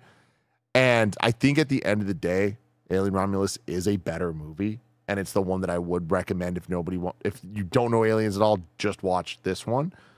But there's something about Aliens that's such classic filmmaking and that I appreciate so much, the artistry and everything, that I gotta give it the nod. Because me personally, now having seen them all, it's like, damn, Aliens was incredibly special. And they just don't make them like that anymore, and they never will. Don't. And I don't think that's necessarily always a compliment, but I think in the case of James Cameron's Aliens, it is.